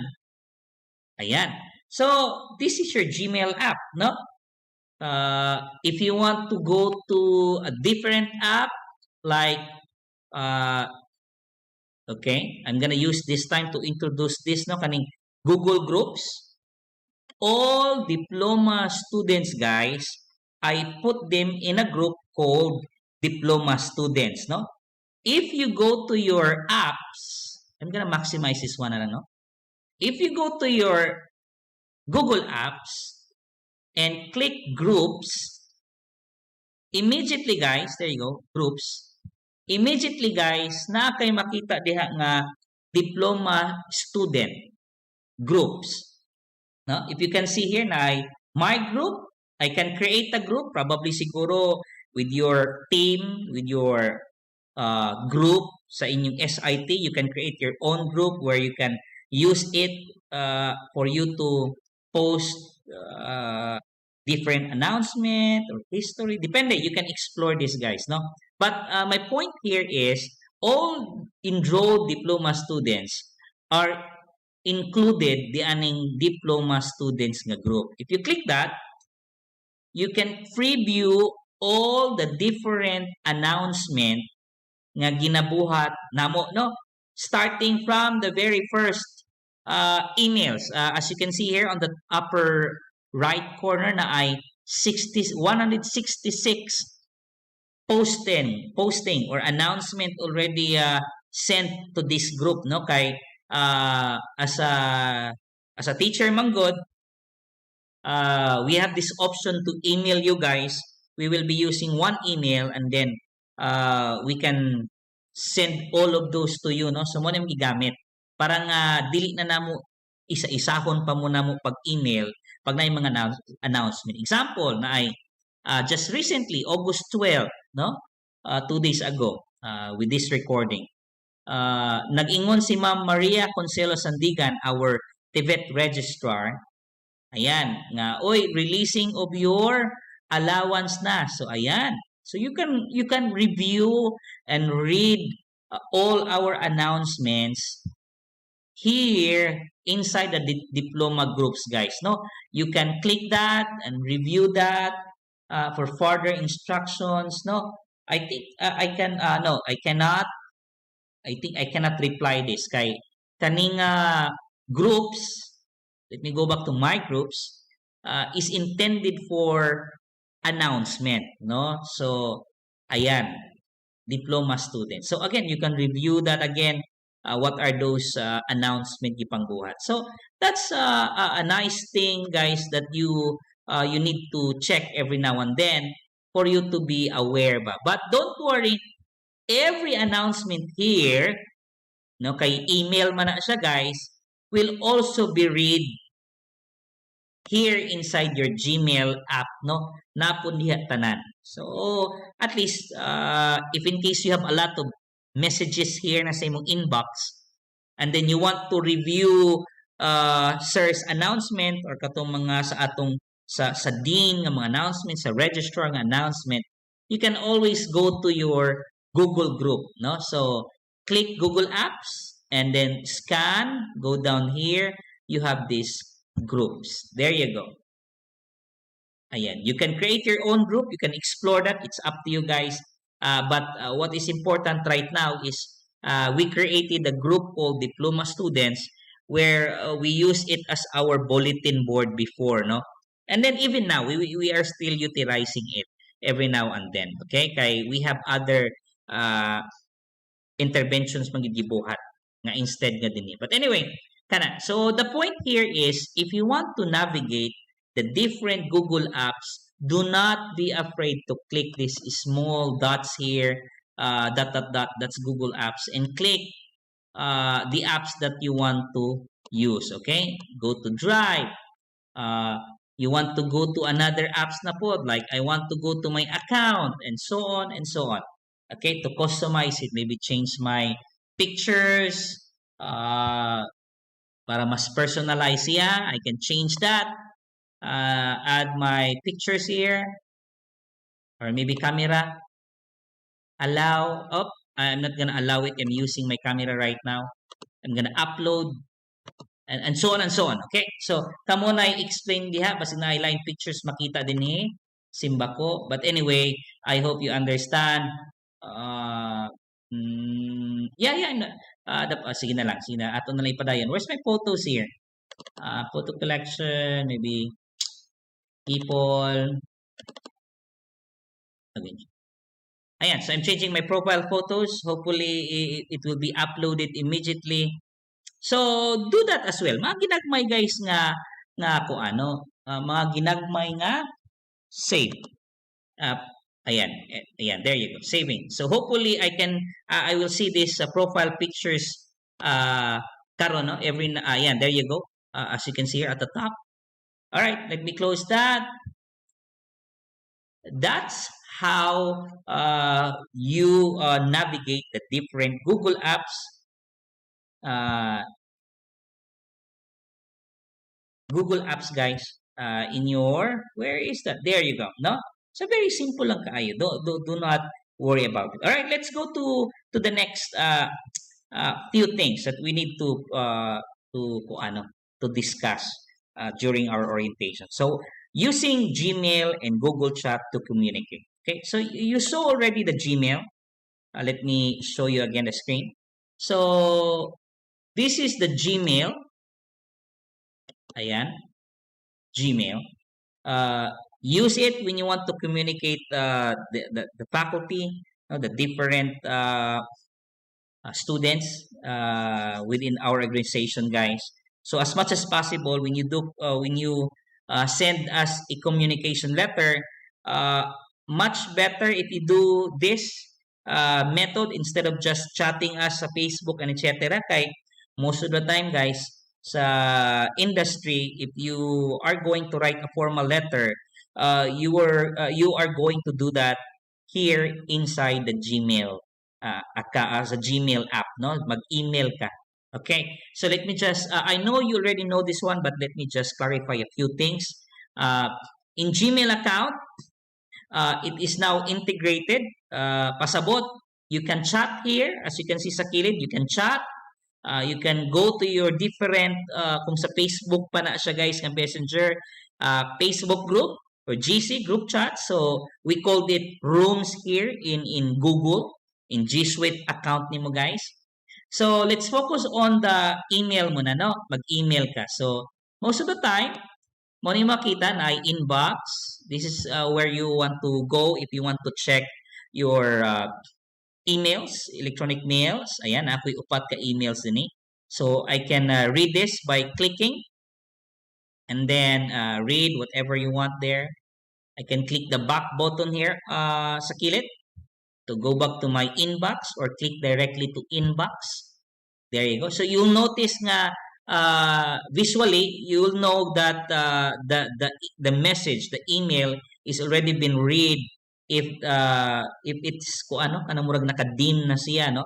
Naka-bold kung wala pa siya nabasahan. So that's a visual indicator nimo, guys. So I'm just gonna click this and go back and click that, assuming that I read all those introductory messages. Okay, so that's how you read. Very simple, no? If you want to send an email message to someone, of course, you're gonna click this button here, compose an email. Now, most of you guys, nagya po yung mga problema with regards to emailing, no?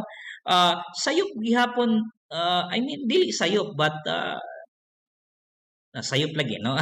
Let's just make it na. Sayop ang ilang pagkabuhat. Tungod kay, the right way to do this is, of course, una, kung kinsa imo padalhan, right? So, like what I said earlier on the first video, guys, nga tanan institutional email account nato, tanan G Suite account nato, guys, is connected within our organization, no? So, you can just write the name or the last name of the person you want to message or imo ba kang instructor, example, Kaday. Automatically, it will pop up pababa na drop down list ron, and then you're just gonna click it na lang. No need to memorize their email addresses, no? So, example, I want to message the registrar. Maybe I'm gonna type registrar. Ayan, na po registrar, guys. Ayan, no? Registrar, no? So, kung kailan mo sa registrar sa Tibet, Ma'am Maria Consuelo Sandigan, ayan, si Ma'am Bong pwede po nimo na i-click diya, no? So, what my point there is, you're just gonna write the name to the person you want to send your message, okay? Next. Kani, dini masayop ang uban. Kanang subject, importante kay nga fill upan nimo guys. Kay mo na pinakauna nga mabasa sa inyong padalaan nga letter. Example, gipadalaan kog message ni Google. Di ba mo ning ma-message ni Google? Mo na iyang title, Tips for Using Your Inbox. Alright? So, a short phrase describing the content of your message. So, that's the subject. So, if I click this, ayan, na ang subject, Tips for Using Your Inbox, mo ni ang imong content. Okay? So, same thing. Let me go back to our message sa baba. Ayan. There you go. So, ako na lang, magpadala ko sa kagaling. Example, kang Sir Mamugay. So, magpadala ko about, concern sa akong, sa subject namo, kumbaga, no? So, i-type doon sa imong concern. Like, example, concern regarding subject 1. Example lang. So, oops, sorry. Again, it's swap again. Let me go back. There you go. So, write a simple phrase there, a short phrase or words ba kaya describing the entire content of your message, no? And then again, the usual writing a message na kay katong greetings dia. Hello sir, Mamugay. And then your body, kumbaga, no? Sir, I have a problem with this thing, sir. I want to clarify. Ikaw na bala, no? Example lang, clarify something, right? So after that, okay, don't forget to be respectful, professional. So after writing your concern, say thank you, thank you, sir. I'll wait for your reply. Sana, respectfully. Okay, Gerent Price. Ayan, ano lang? Gerent Price. Okay, so ikaw na bala. Basta make it a formal letter lang gyapon, guys. No, ayaw lang siya ka ng ditso lang po kag-message siya. Basta what is important, do not forget to write the subject. Again, the subject line, summarize all the content of your message. No, a sort of para may bawaan tayo na mo dito sa inyong problema. Then, detailed regarding with your concerns. Okay, or on some galing message. So after that, you click send. Okay, or if you have attachment, a file that you want to attach to this image, again, I paperclip there. That's the attached file, no? That is the icon indicator if you want to attach a file or any kind of attachment, yeah. So, ayan, if you are done, send it.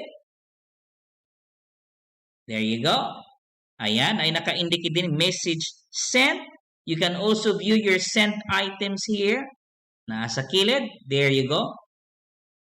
And then that's it. That's how you send email messages to one of the users or account in our institution. No? So as simple as that. Very simple. And make sure you practice it because most of the time on our online learning activities, online learning deliveries, we will be using email a lot of times. No? Ayan. Next, one more thing. Kaning chat. Now, na-instruction na mo nga we will now be transitioning from Facebook, Messenger. We will now be using our Google Chat nga Messenger. Okay? So, natay Google Chat app here. You can chat directly here sa imong Gmail here. If you, as you can see here. But I would suggest use the app called Google Chat para dako-dako kag space. But ang idea man gid ni guys, we will be using the entire Google app tungod kay integrated naman siya, no? Kung muadto pa ka sa lain nga tool like Facebook to message us, sometimes naay mga distractions, and most of the time you will not be able to read the different notification, mga email messages from your other classmates or your instructors, announcement from the school, di nimo siya ma-check kay dito na ka sa Facebook nag-atang, no? So, mo nang gi-remind ta mo kaganina nga always open your email account, no? Your Gmail para nga makita nimo tong mga announcement. At the same time, pag naay mga chat messages, makita nimo din. But again, let's use this one na lang. Okay, I wanna send a message. I wanna chat to my instructors. I'm gonna click start chat. Ayan. Name of the person, example, Giovanni. There you go. So now, murag yung nag-chat lang yapon ka. So now I can send a message. Sir, I have a question. Or first, you say, good morning, sir. No? Good morning, sir. Excuse me. Ikaw ni bahala di ana, no? Enter. There you go. Let me close that. Ayan. As you can see here, kaya nag-message naman ka na po, so automatically added it to your panels in the side, no? Now, if you want to browse a GC or room, especially kamo diploma, you add the room called Diploma Student. Ay, Diploma Student. Is that Diploma Student? Aha, what is wait.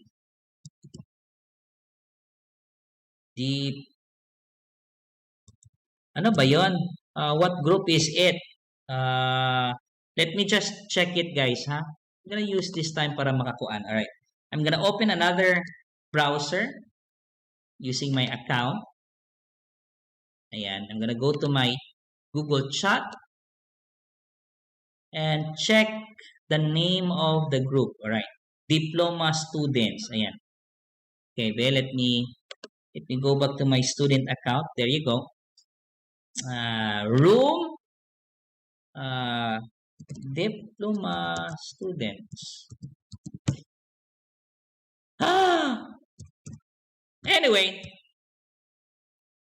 Anyway, sige na lang muna for the meantime. Okay, so yan. Let's go here. Instead of using this site kay Gamayra, better you click another app called Chat. Ayan. Chat. And you do your communication here, no? So, message us, message your friends, browse any group here. Okay. Why can't I add a group? Browse room. There you go. Ana, ayan. Browse room dahil, guys. Ayan. So, click. Browse room. Na isa ka room naka-create. Ayan. So, I'm gonna click this plus sign. And now, I am one of the member of that group. Ayan. So, na itong mga conversation, announcement na ito diha, no? Notify always if you want, or yeah, para nga ikuan kay notify ka every time na ay mga announcement. Ayan, there you go. So na you can preview the different trends, conversation na hitabo diha. You can create your new trend there. It's up to you guys, all right? So instead of using our Facebook Messenger nga all DPGC 1 and 2, we will now be moving to this room, no? So dinhi nami gas ga-post og mga announcements. So be sure to add this room, guys, Diploma students, and use this app, Gmail, and Google Chat if you want to communicate with us. Okay? So for formal letters, communication, go for Gmail. For gusto ka ng instant messaging, right away, you can use this Google Chat. Okay? So, ayan. So, for the meantime, kana lang sa using Gmail and Google Chat to communicate. What else? I still have a few more times. I'm just gonna finish this one lang. Let me check. Okay. Sige. Next will be to introduce to you guys the Google Drive. Okay? What is Google Drive? Yan. Again, naragya po na siya sa Google Apps and then click Drive. Imagine, kaning si Google Drive, this is the kumbaga, the storage area nimo guys, no? Alright? So that will be the storage device sa imong G Suite account. All the messages, all the files, tanan nga imong ipangsulod sa imong G Suite account nga mga document, images, videos, audios, those files will be stored here in Google Drive. Okay? So kung wala kay flash disk, naay internet sa balay, naay internet sa eskwelahan, go upload all your files in your Google Drive, no? What is the difference between your personal Gmail and our institutional Gmail account? We have an unlimited storage file size, no? Or storage space. As you can see here sa kilid, ayan, storage. So it's unlimited. Try checking your Google Drive using your personal account. Na nakabutang dito nga 15 gigs lang, no? 15 GB ang imong storage. So limited lang up to 15 gig. But here on our G Suite account, no, as part of our LMS nga system, you are given unlimited storage account. So probably sa ako nabasan mga 1 terabyte siguro, but anyway, dako man kanang 1 terabyte, no? But anyway, this is the storage device nimo. To upload a new files and so on and so on, you can just click the new here and read it from there. You can upload a folder. You can upload different tawag dito, kanang files one by one or by folder. You can create a folder to organize your file here. Ikaw na bahala. It's up to you guys. If you are familiar with these tools here, Google Docs, Sheets, and Forms, naa po na din sa inyong Google app. I'm not gonna discuss it for now. But again, you can do that as well here. And I would suggest, if you're gonna make a Microsoft Word, a PowerPoint, Excel, naa din na ay the same equivalent productive office nga software, no, kaning Google Docs, Sheets, and Slides, no? So instead of just going to this one to use the Google Docs and Sheets and Slides, PowerPoint, Excel, and Word, kumbaga, I would recommend to do this inside your Google Drive. Para example, sir, maghimo kog letter. I'm gonna create a folder here para mas organize imong file, guys. Example, ang kinihag subject nga SIT course. Ano lang, SIT course. Or TM1 course. Oops, sorry. Change the pod. Ayan, create. So now I have a folder for TM1 course. Musulod ko ana by double clicking, as you can see here. Ayan, mura rin nag-browse guys of file. Double click. And I'm going to create a document there, murag Microsoft Word. So i-click taning plus, i-click taning Google Docs. Blank document. Ayan. So create and share. Now, why I do that method, guys? No, I can go automatically to Google Docs by clicking Google Apps because that is how I navigate the different app, right? But I will recommend, guys, if you want to create documents like this, instead of just go directly to this area, kaning navigate, better if you use the drive para nga ma-organize nimo immediately asa dapit ang files nimo ipangbutang, no? So if I open my TM1 course and I created a Google Docs, a Microsoft Word document equivalent, and then create, then I'm gonna change the file name here. You can explore it, guys, like activity or report, activity 1 na lang. There you go. Swap na po activity. There you go. Then I'm gonna write something here. Hello, blah, blah, blah. Hello. Example lang.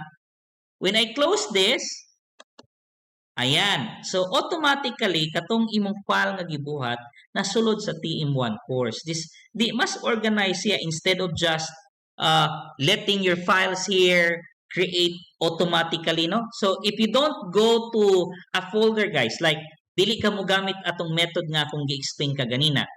Ang imong buhaton lang is ganito, no? Gikan sa imong Gmail. Ay, maghimo kog PowerPoint. So, adto ko sa Navigate, Google Apps, and then Slide. Then, I'm gonna create a presentation, correct? So, alright. So, close. I'm not gonna go for a tour. I'm gonna make a blank presentation. There you go. I'm gonna write the file name. Sample. Hallelujah. Sample presentation. Okay, I'm gonna click this one just for me lang to do some changes. Now, one of the advantage here, guys, is automatic save ni siya, no? Kung mugamit ka ani nga app, all right? Si Google presentation, ayan. So, pag i-close na, ayan, asa man dapit nimo to makit-an imong presentation, naa dinhi sa imong Google Drive kani, Drive. Ayan, no? Na ay folder, na ay files. Just change it. There you go. Okay. There you go, no? So every time you go to an app, like adto ka sa sheets and docs to do an activity or a document there, if you do that directly, automatically tanan files nakabutang na dinhi sa imong Google Drives, no? Naa sa pinakagawas. No? The problem with that method, your file is very messy. It's hard for us to navigate later on. So better do that inside your Google Drive and then make a folder like what happened here. But yeah, like this. And then I'm gonna create a new file by clicking the plus sign here and voila, no? In that way, your files will automatically be organized. But it doesn't mean, guys, nga, sir, niditso naman ko na, how will I organize my file? You can always drag and drop the files. Ayan, no? Drag and drop the files. Move. And then, ayan, just like when browsing a file inside a desktop computer. Okay? So, you have shared drives here. I think I didn't allow you guys to create a drive. Yeah, okay. Only the staff, the different departmental heads. So, pwede makashare sa inyo. Like, for example, all diploma students, guys, have access to this ACLC e-library. So, just go to your drives and then read books from there. Browse it. It's up to you guys. So, share drives, okay? So, ang importante lang, my drive is your personal drive. That is where your files is being automatically saved. Then, if you go to your shared drives, it is a special drive, guys, nga wala may permission, ana. Only the staff and the different departmental heads nga pwede makagamit, ana. Like what happened to the library, no? Naa siya gihimo nga storage sa mga e-books that you can use, no? You can view, guys, with regards to your studies. So, pwede ninyo na i-browse automatically, no? So, that is your drive. Now, to further enhance your knowledge regarding with Google Drive, you can browse it in different tutorial, guys. But for the meantime, for the sake of the time, no constraint nato, I will just leave it like that muna. Just to introduce it to you guys. Okay? So, I still have 2 more things to discuss. No? But anyway, I'll discuss to you guys this one. The most important app that you're going to use most of the time. Kaning Google Classroom. Ayan. Google Classroom. Click. There you go. So, Google Classroom is our portal, no? To all our, ayan, I'm gonna click continue. So, this is the first time that I open Google Classroom. So, na ay nakabutang diya. Jering Price. Are you that guy? Yes, sir. There you go. You click I am a student, all right? Do not click I am a teacher, okay? Just to be sure lang. So, I am I am a student. There you go. All right?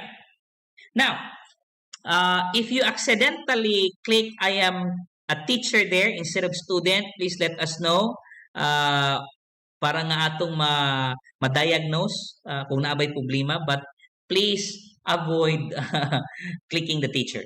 Click the I am a student. Okay. Now, what will happen here is that during our kanang tawag dito enrollment process, no? So tagaan mo na ko og mga Google Class codes sa inyong mga courses nga i-enroll for this coming semester, no? So I'm gonna email it to you guys. Check your email. Look for your names kung asa dapit, asa ka nga sections, and then look for the Google Class codes, and that is the one you're going to put here. Okay? Now remember, ang Google Classroom, imagine it as classroom, kumbaga, no? If you want to join the class of this course, then you need to have that Google Classroom. Okay? All of you are required to enroll this classroom. Kanang gitawag na to, let me just show you. I'm gonna open my Google Classroom as an instructor. There you go. Ayan. Later on, pag daghan na mo yung mga classroom, guys, nga i-open, inani yung makita, no? Daghan na yung mga Google Classroom, no? Okay. So, I'm just gonna point this out. All of you are required to enroll on this classroom. Kaning ACLC online bulletin group. Remember the Google groups that I mentioned earlier? Kani-gani. Let me go back. More apps, Google group. Ayan. Diba? You will sa Google group, you are one of the members sa Diploma student group here. And then unsa man ang Diploma students nga group, mura siya bulletin, that is where we email, post our announcement, formal announcement, guys, no? Sa inyo tanan. So tanan Diploma students will be able to read it. Okay? So that's that's one way, no, nga among means to communicate with you guys pag nami announcement, para di naka-hassle na mag-isa-isahon good. So now we will be using this one as well, no? Katong groups kung mag-email me, but most of the time dinhi na mi karon mag-post ng mga announcement. So dapat inyo ni siyang gi-enroll. Okay? So to enroll this again, sa katong akong gi-email nga mga document later on, together with your other courses nga i-enroll for this coming semester, ako tani ibutang dito, no, para inyo ganang i-enroll. So kopyahon ninyo na nga code, kana nga class code, and then inyo nang i-enroll din. How do you enroll a class, no, inside Google Classroom? I-click lang nimo na kanang naay join class. Then you're just gonna write it there. Kana, i-paste lang nimo na siya, no? So, join dayon ka.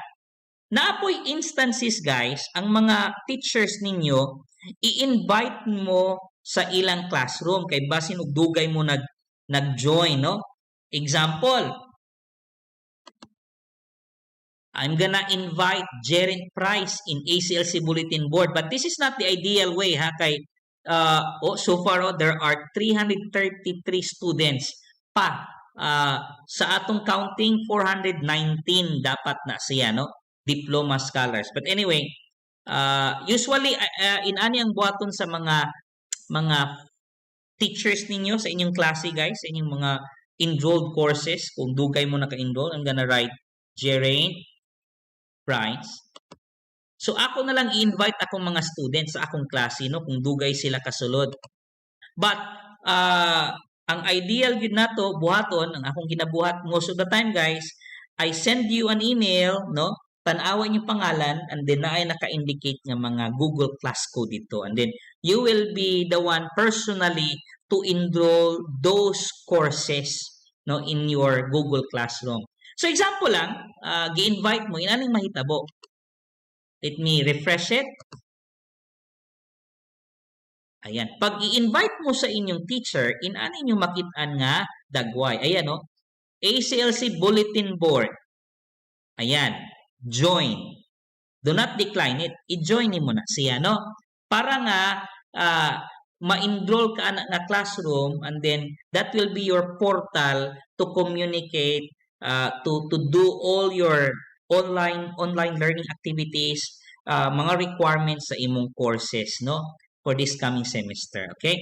So, I'm gonna join that. Again, remember ha, usually, ang ginabuhat yun ninyo guys, I'm gonna decline this. Once you have the Google class code, you click plus sign, put the class code here. Pag di gali ka join, ang tendency ana is this. Basin og dili institutional account imong gamit pag login. Be very careful with that. No mo nay kasagaran error. Kay you kani atong Google Classroom, naka-restricted na siya sa tanan estudyante sa ama, no? If you are using your personal account, dili ka ka-join bisag naa kay code. So check if you're using a Google Chrome, i-check na siyang murag na ay circle sa taas if this account is our institutional account, okay? Or else dili ka ka-join guys. So click na join. There you go. Now, I am inside this Google Classroom ACLC online bulletin board. No, I can check the different announcement of the different departments. There you go. What I usually do, guys, on my announcement under Tibet department is something like this. Ayan, no. I think Sir Mario. Wait, ha? Okay, yeah, okay. Ayan, there you go, no? So, nakabutang na example na announcement. You view that. There you go. So, read the instructions there, and so on and so on. After you read this announcement, ang instruction ng permanente, you click this mark as done. Okay? In that way, kung ako magtanaw ko sa announcement, I'm gonna show you guys, inani akong makitaan. Okay? So, na ako'y feedback, example, ayan, na ako'y makitaan, out of the 333 plus something yata nga student, na ay 40 ang nagbasa na apay, again, I assume guys, in 294, wala pa ni kabasa, no?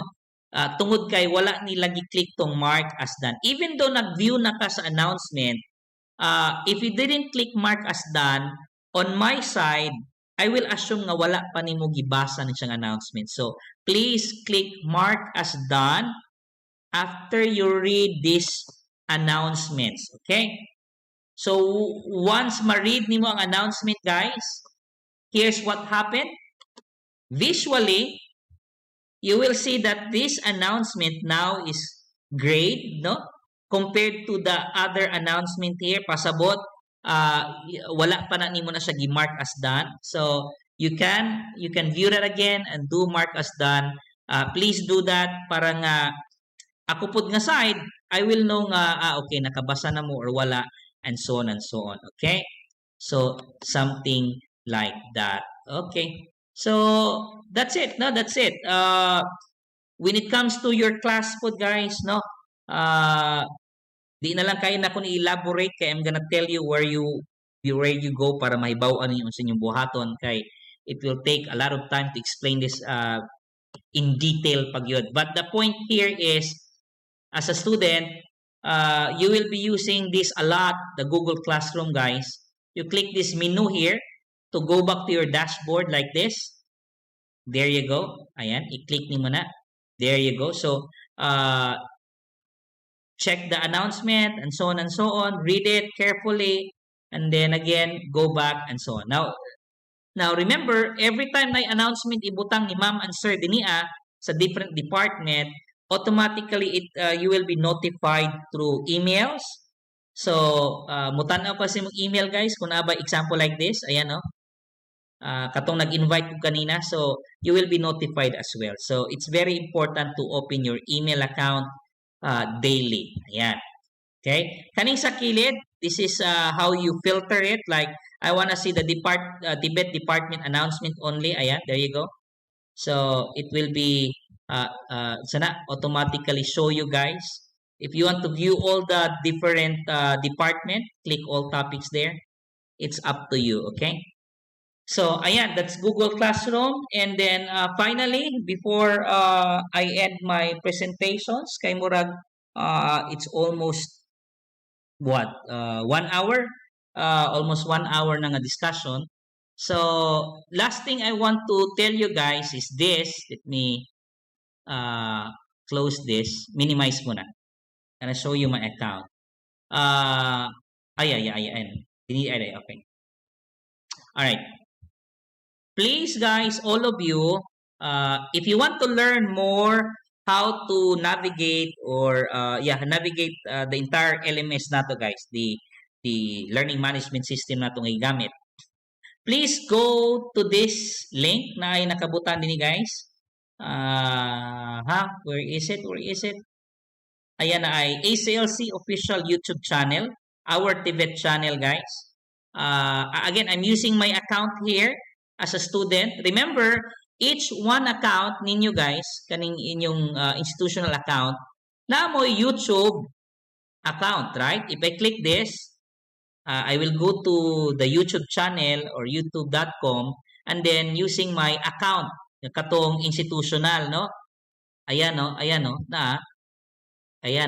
Okay?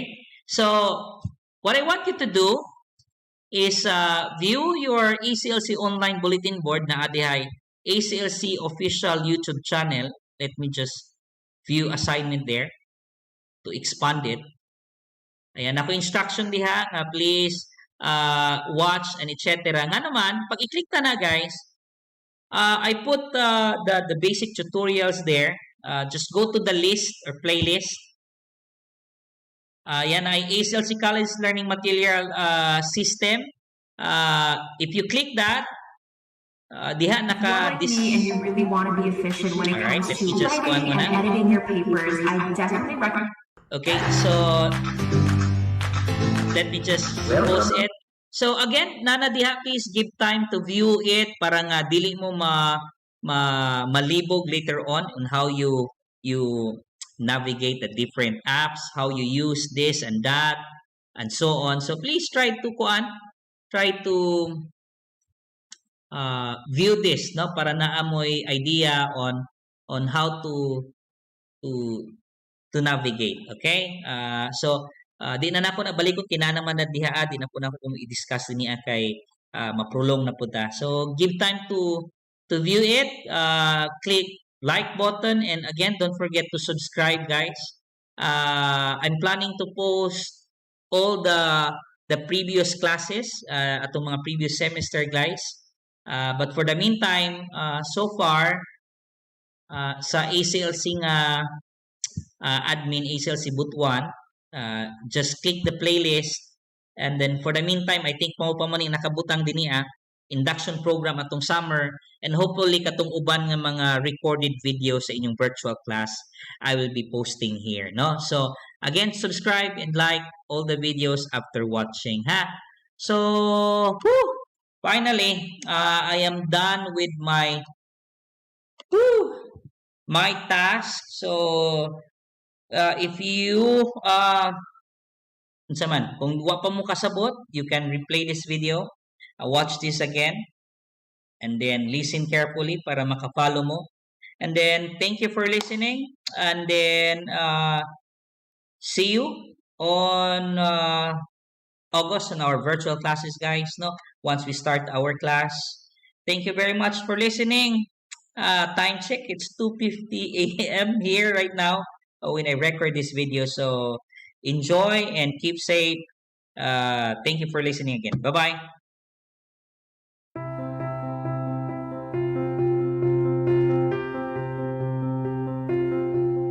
Welcome to the Business Education Department. And now, let us hear the Dean for her warm greetings to the business students.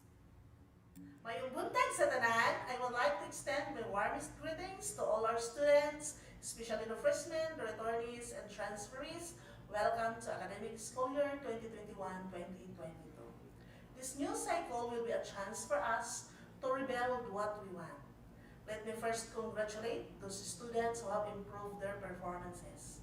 For some who did not make their best, you need to introspect the reasons of your failure, but you have to buckle up.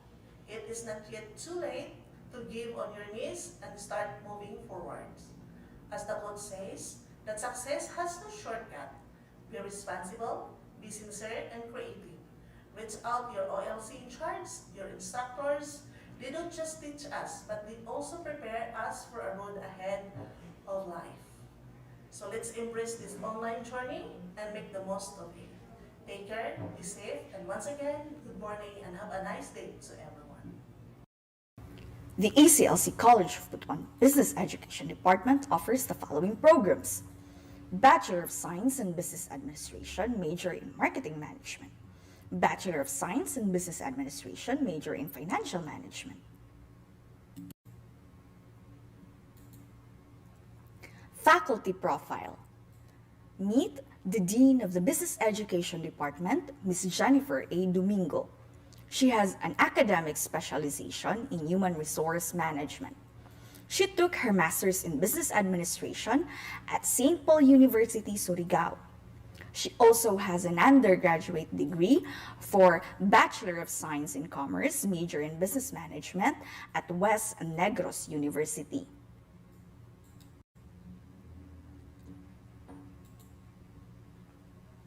Ms. Jennifer Domingo will serve as your local OLC assigned to the following subjects. Please take note on the subjects reflected on the screen.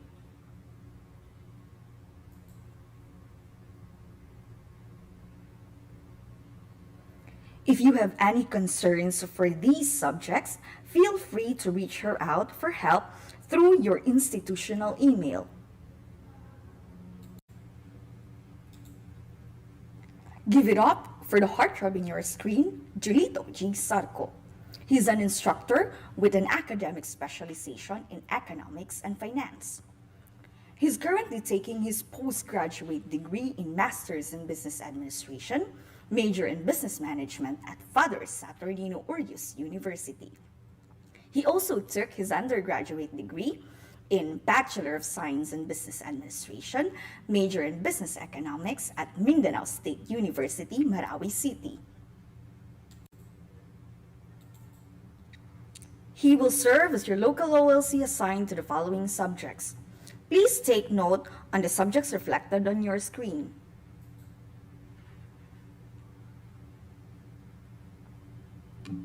If you have any concerns for these subjects, feel free to reach him out for help through your institutional email. Meet the gorgeous lady in your screen, Novelyn G. Muling. She is an instructor with an academic specialization in marketing.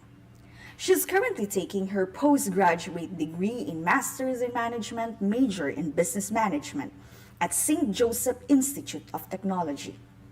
She also took her undergraduate degree in Bachelor of Science in Business Administration, major in Marketing Management at ACLC College of Butuan.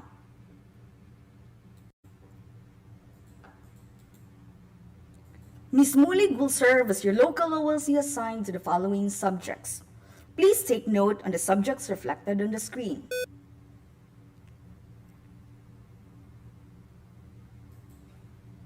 If you have any concerns for these subjects, feel free to reach her out for help through your institutional email. Next, we have the sunshine of the Business Education Department, Chassa Meliosa. She is an instructor with an academic specialization in marketing. She is currently taking her postgraduate degree in Master's in Business Administration, major in Business Management at Father Saturnino Urius University. She also took her undergraduate degree in Bachelor of Science in Business Administration, major in marketing management at the same university. She is also the current advisor of the Rotaract Club of ACLC Butuan.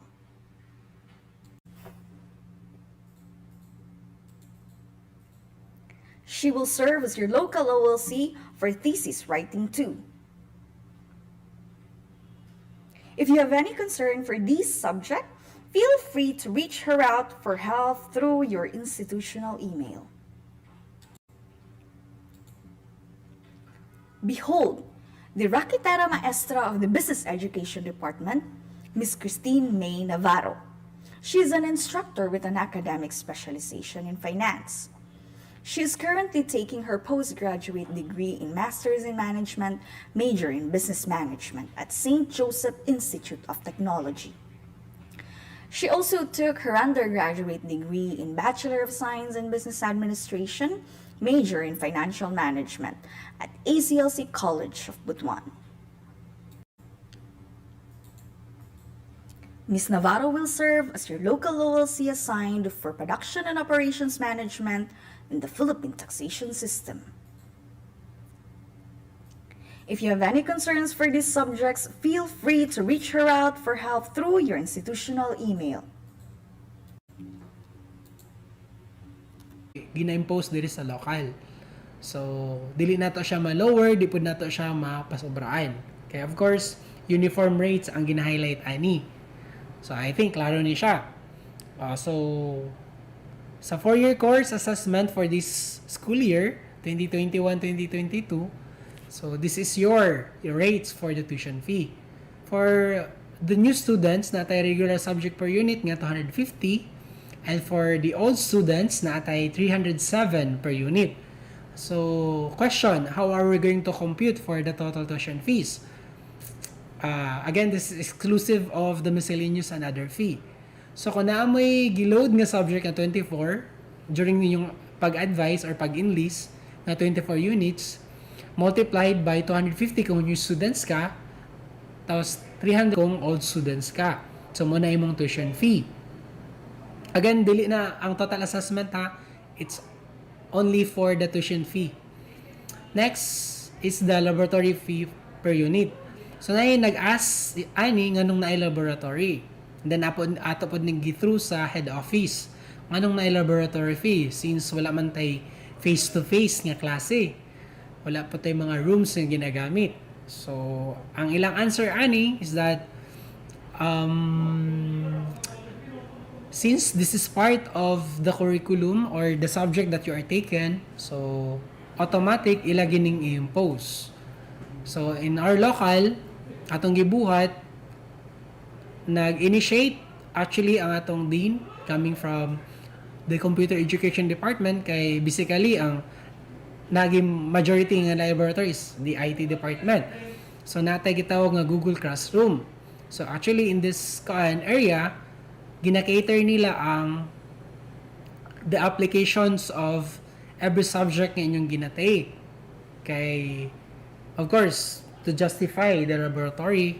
So, sa mga old students nga dili aware, please check your emails. Kaya actually, nag-email siya sa inyo individually.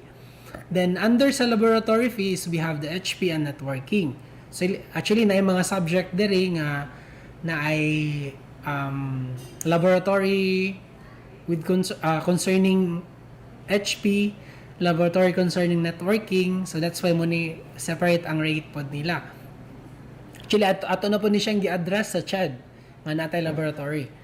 Next is we have the miscellaneous fee and other fee. So, mo ni atong total miscellaneous fee and other fee. For new students, we have 6,935, and for the old students, natay 6,525. So, mo ni atong total nga miscellaneous and other fee. So, mo ni mga breakdowns sa total amount.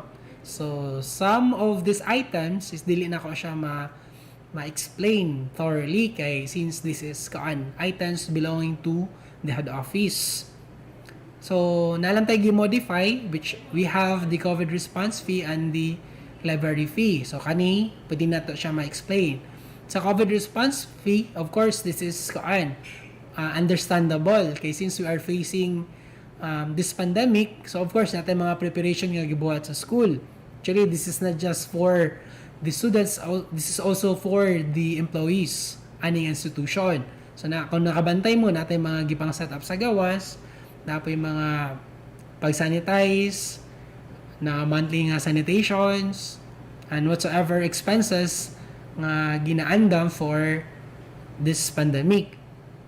And for the library fee, e-book, actually, na-present na po ni sa atong librarian or ma-present pa ni sa atong librarian. And for the other items, kung ano siya, mga items nga gi-forward from the head office through memos. So, man natong gi-follow pod. So, kung namoy concerns ani, pwede mi ninyo ikuan directly ask to our page sa FB nga page. We have the ACLC Student Account Services. And pwede pod ko ninyo i-message directly kung naagid mo concerns. Or you can visit us diri sa school. But see to it nga ni-follow mo sa health and safety protocols. So, again, this is your total, miscellaneous fee, and other fee. Next is the comparative. Unsay changes di ay sa time nga wala pa pandemic, sa time nga nanay pandemic, na ba mga changes or na ba recalibration sa amount or total amount of the miscellaneous and other fee? Of course, as you can see, natay ibang highlight nga naka-red. Napasabot lang na nga kuan. Wala ni nato siya gi-apply. And then, kung nakabantay pud mo, ang total sa school year 2020-2021 and school year 2021 and 2022 is equal lang. For new students, we have 6,935 and for old students, 6,525. So again, sa kalayuan niya sa before nga wala pa COVID. So before 150, SSG nga 700 na po yung internet fee. So muna itong gipang eliminate. Then we have also the athletic fee and guidance fee. So mas dako-dako gid ang rate nga gi-collect before compare today. Pero again, napatay mga charges pa ani. And then this is exclusive of your registration.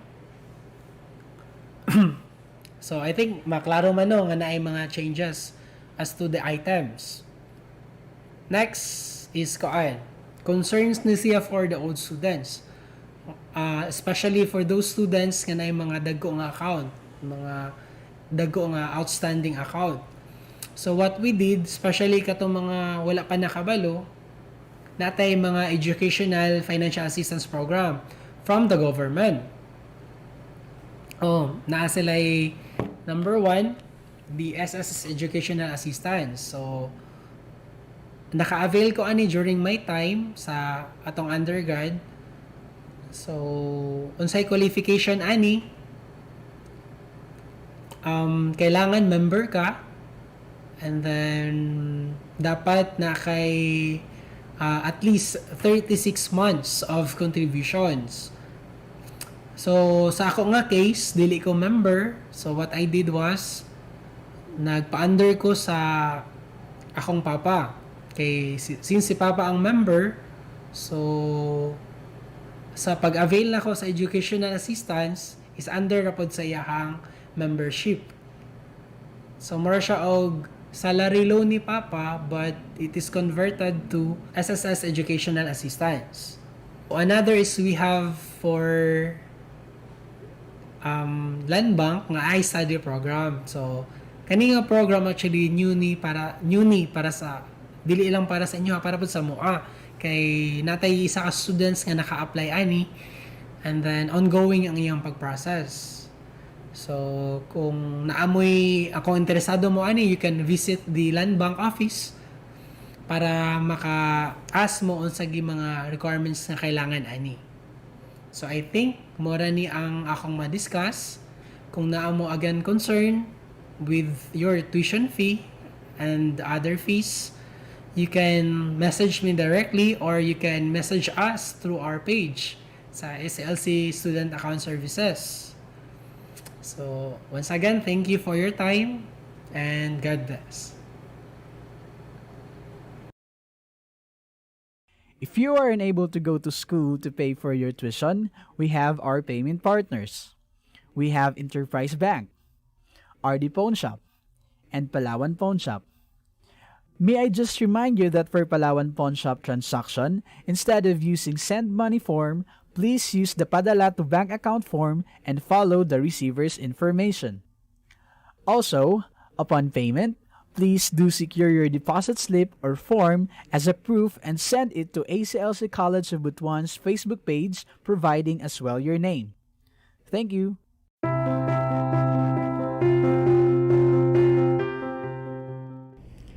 Good day everyone, I am Sheila Pahoyo, your school librarian. At this moment, I am here to welcome and orient you all about our library services. To continue providing services to ACLC College of Butuan stakeholders in this time of pandemic, we are glad to inform the academic community of the school of the new normal services in the library. The library department is open every Monday to Friday from 9 a.m. to 4 p.m. Only the bona fide stakeholders of the library are allowed to enter the library premises, provided the utmost compliance to health protocols inside the school premises. There will be no space service in the library in this time of pandemic, but the library can accommodate concerns of its clients offline and online. To provide learning, educational, and reference materials and resources that support and complement the conduct of flexible learning of students, first is to access our electronic resources, where the students can access our electronic books and other multimedia materials in our e-library. Log in to your institutional email account, and then a notification will be sent to you when your account is already enrolled in the e-library. Next is click Open Share Drive button, and then click your desired folder. A number of ebooks and other digital collections will automatically be displayed and ready to view. Second is our drop box for book pickup and return. So our drop boxes are usually located at the main entrance of the school. We also have online document delivery service. So this service processes articles and book chapter requests from the journals, books, and other physical library resources. So these documents are scanned and sent electronically via email. Requests may be sent to the library personnel through email with specific information regarding the learning material being requested. We also have online reference and research support for the students' information needs. The request may be made using the following platforms: email, our institutional emails, and Facebook Messenger account. Borrowing policies and loan periods. For the safety of our clients and library personnel, there is no browsing of physical resources on site at the moment. To browse the library's collection, visit our e-library using institutional email. If the title is identified, fill out the library Google form for online book request. The library personnel will prepare the books for proper checkout and ready for pickup. For students, the students are allowed to borrow 3 books at a time for a period of 5 days.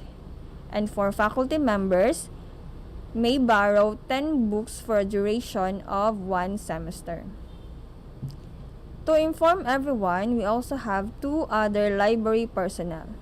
Ma'am Laika Jane Agua, our technical section in charge, and Ma'am Jinky Rizaldo, our computer laboratory in charge. That's all, and hope you will enjoy our online library services. Thank you and be safe.